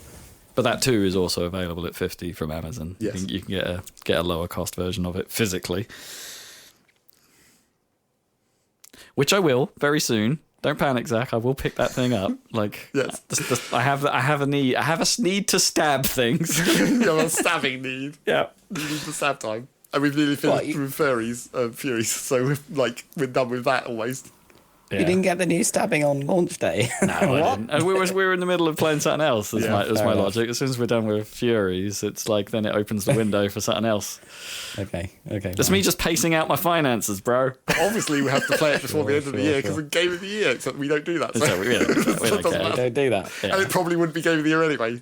Oh, probably not. No. Claire Obscure's already walked away with every award on available. I mean, I guess we didn't mention that when we were talking about the Game Awards. No, we didn't. That was another thing people were kind of pissed about. No, well, they shouldn't be pissed. Claire Obscure, absolutely deserves everything it won. Well, sure, except in some cases where it's just like they're kind of winning the same award twice. Well, yes, there is that slightly awkward award, the Game Awards still, because they have the specific, the one I can see people will be a bit annoyed about is the best independent game category. And there's the question mark over whether, I mean, it's the question, right? And I think we talked about this months ago when they first announced the nominees for the categories, and it's we talked about it in last year's version of this. Yeah, probably, yeah. Where it's like, how do you define that? And it's and the Game Awards stance is it's a vibe check, right? Does the studio feel independent, regardless of how much money was put into it or who the publisher is, necessarily? And it's like Sandfall, Sandfall isn't a huge operation themselves, but money was put into this game for sure, and they were able to get a good cast for the characters and then the actors and the mocap team and all that kind of stuff. So it wasn't small budget, I guess is the way you would describe it, but it wasn't AAA budget. It wasn't anywhere near AAA budget either. So. Yeah, and I think that was the TGA's stance. It's like, we can't really do this based on the money side of things. Yeah. We kind of have to do it on whether the studio was granted complete creative freedom and all that kind of jazz, which then puts into question, well, surely Death Stranding's in that category then. Surely anything Kojima does kind of, yeah. is in that category. But they have huge budgets. Yeah, it's an awkward place to be, so I can kind of see why that is a little... could be irritating to people, but then it's also you could see it in the other side as well. It's also totally accurate. If it is an independent game and you think it's the best one of those, it gets that award just because it happens to also be good enough to be Game of the Year. Well, sure, shouldn't necessarily be counted against it. That way round is it's more just I don't think this was ever really the case at the Game Awards but in other awards places, certainly, they kind of do keep the indie award separate as an indie Game of the Year separate from Game of the Year intentionally to have these smaller ones. Right, yeah. I mean, it's a bit of a tricky year, right? Because technically you could put Hades in here. You could, as an independent game, you could probably put Silk Song definitely fits in. And I think it was a nomination in that category as well. So it's a tricky year because independent games were popping off this year. Yes, it's just that the vibe check that they chose didn't feel the right vibe, I guess.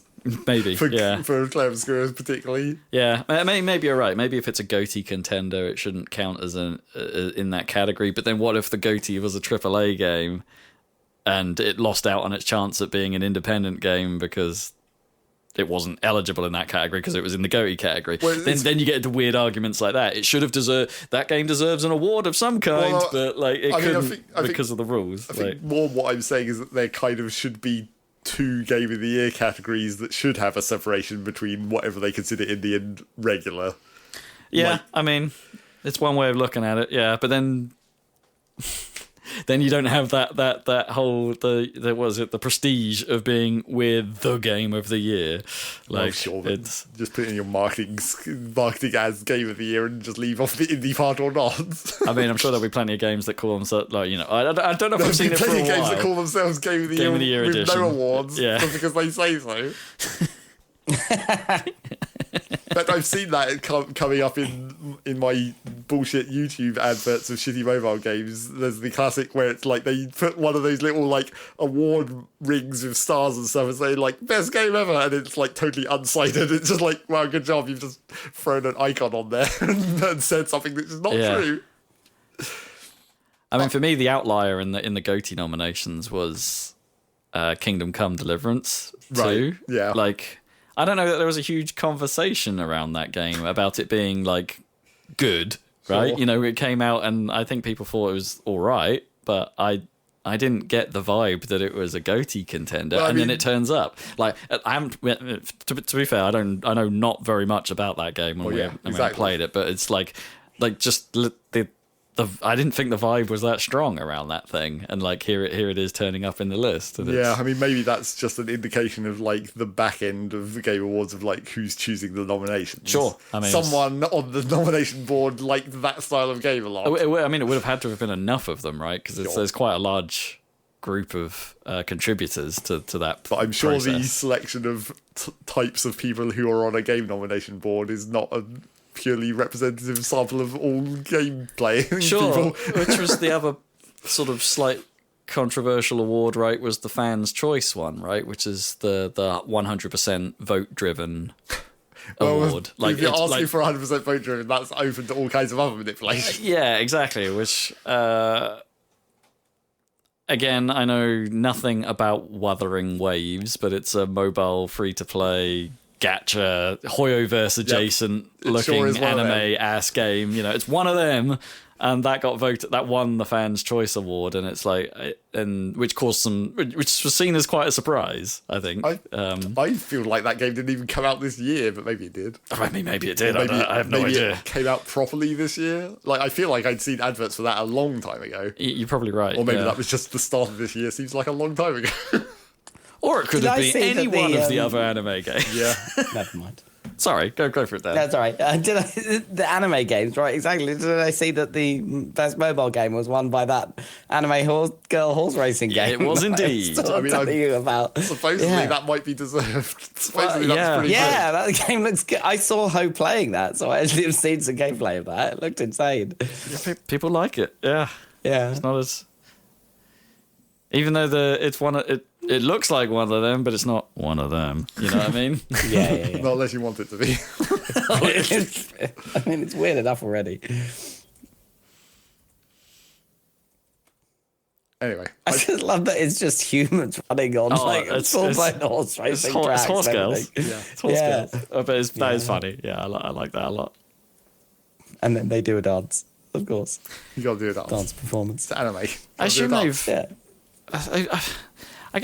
I forget what the game is, but like Sega has a long-running like horse racing franchise, right? That's like a Japanese arcade staple, right? Yes. That like has never had like a home or a mobile version. Like it is a purely arcade thing. And this feels like it's eating its lunch, right? It is basically that game, but they made it for mobile rather than there's no horses in it. But there's no horses. What I don't get is like if you're a horse girl and you're into horses, there's no freaking horses in the game. There's you mean a horse girl, not literally a horse girl. That's the trouble. But maybe it's more interesting to a wider audience because there's no horses. Yeah, maybe. But I guess they can look different, right? More than a horse could look different. It's more interesting to a wider audience because boobs. I mean, let's be real. Maybe. That's all that matters. Surely that's a hindrance to running fast in the it would be. Unless you have very good sports bras. Yeah. It's where my energy reserves are. Probably. That's probably... I mean, that's been the excuse for putting boobs on robots, like Transformers. Energy reserves. Yeah. Right, yeah, I need more battery for some reason. I decided to put a supply in my left cheek, but not my right cheek. It's left boob for energy, right cheek for radio. Yeah. It's where I keep my ammo. Yes, exactly. Left cheek, what are these hamster robots? Oh, I didn't mean like that cheek. No, the other cheek. Other kind of cheek. Lower cheeks. Lower cheeks. Okay. The vertically disadvantaged cheeks. I played a couple of other things, but no time to talk about it. No, we're quite over long at this point. It was but- more important to talk a okay. lot about the weirdness of Metroid. Yeah. Of Metroid. Yeah, cool. But Hope you enjoyed Dan, Zach's. you should talk about stuff Metroid if you've got review. some stuff, though. Nah, let's leave it for next time. You sure? That's fine. I mean, yeah, Dan can bank up stuff to talk about. That's he Yeah, plays that's- stuff slower, so you need to Exactly. bank up those talking points. Yes. Just don't let us Okay, forget I will- next time, and then you can go first or whatever. Yeah, Dan, go first next yeah, time. maybe I'll go first next time. That'd be good.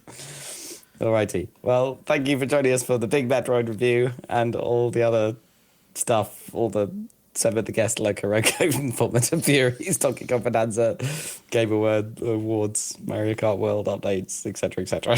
Maybe we should do a video of Pretty Derby. Possibly. Pretty Derby. I don't know. Yeah, maybe we should do that. Maybe we should do Destruction Derby.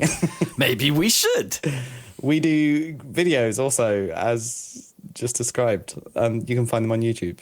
We're currently doing a Let's Play of Skies of Arcadia Legends. So check that out if you're so inclined. And if you want to hear more of our talking in your ears, we've got quite a library of it, of these podcasts on happysalad.net and on your favourite podcatcher, of course. At least and we'll be back with 409 other episodes. Yeah, so you can check those out and the videos while you're waiting for the next episode to come, which will be when we figure it out because it's Christmas. Yeah. Yeah. But usually every 2 It's weeks. playtime. So we'll catch you then. Thanks for listening. Goodbye. Look forward to the Danisode.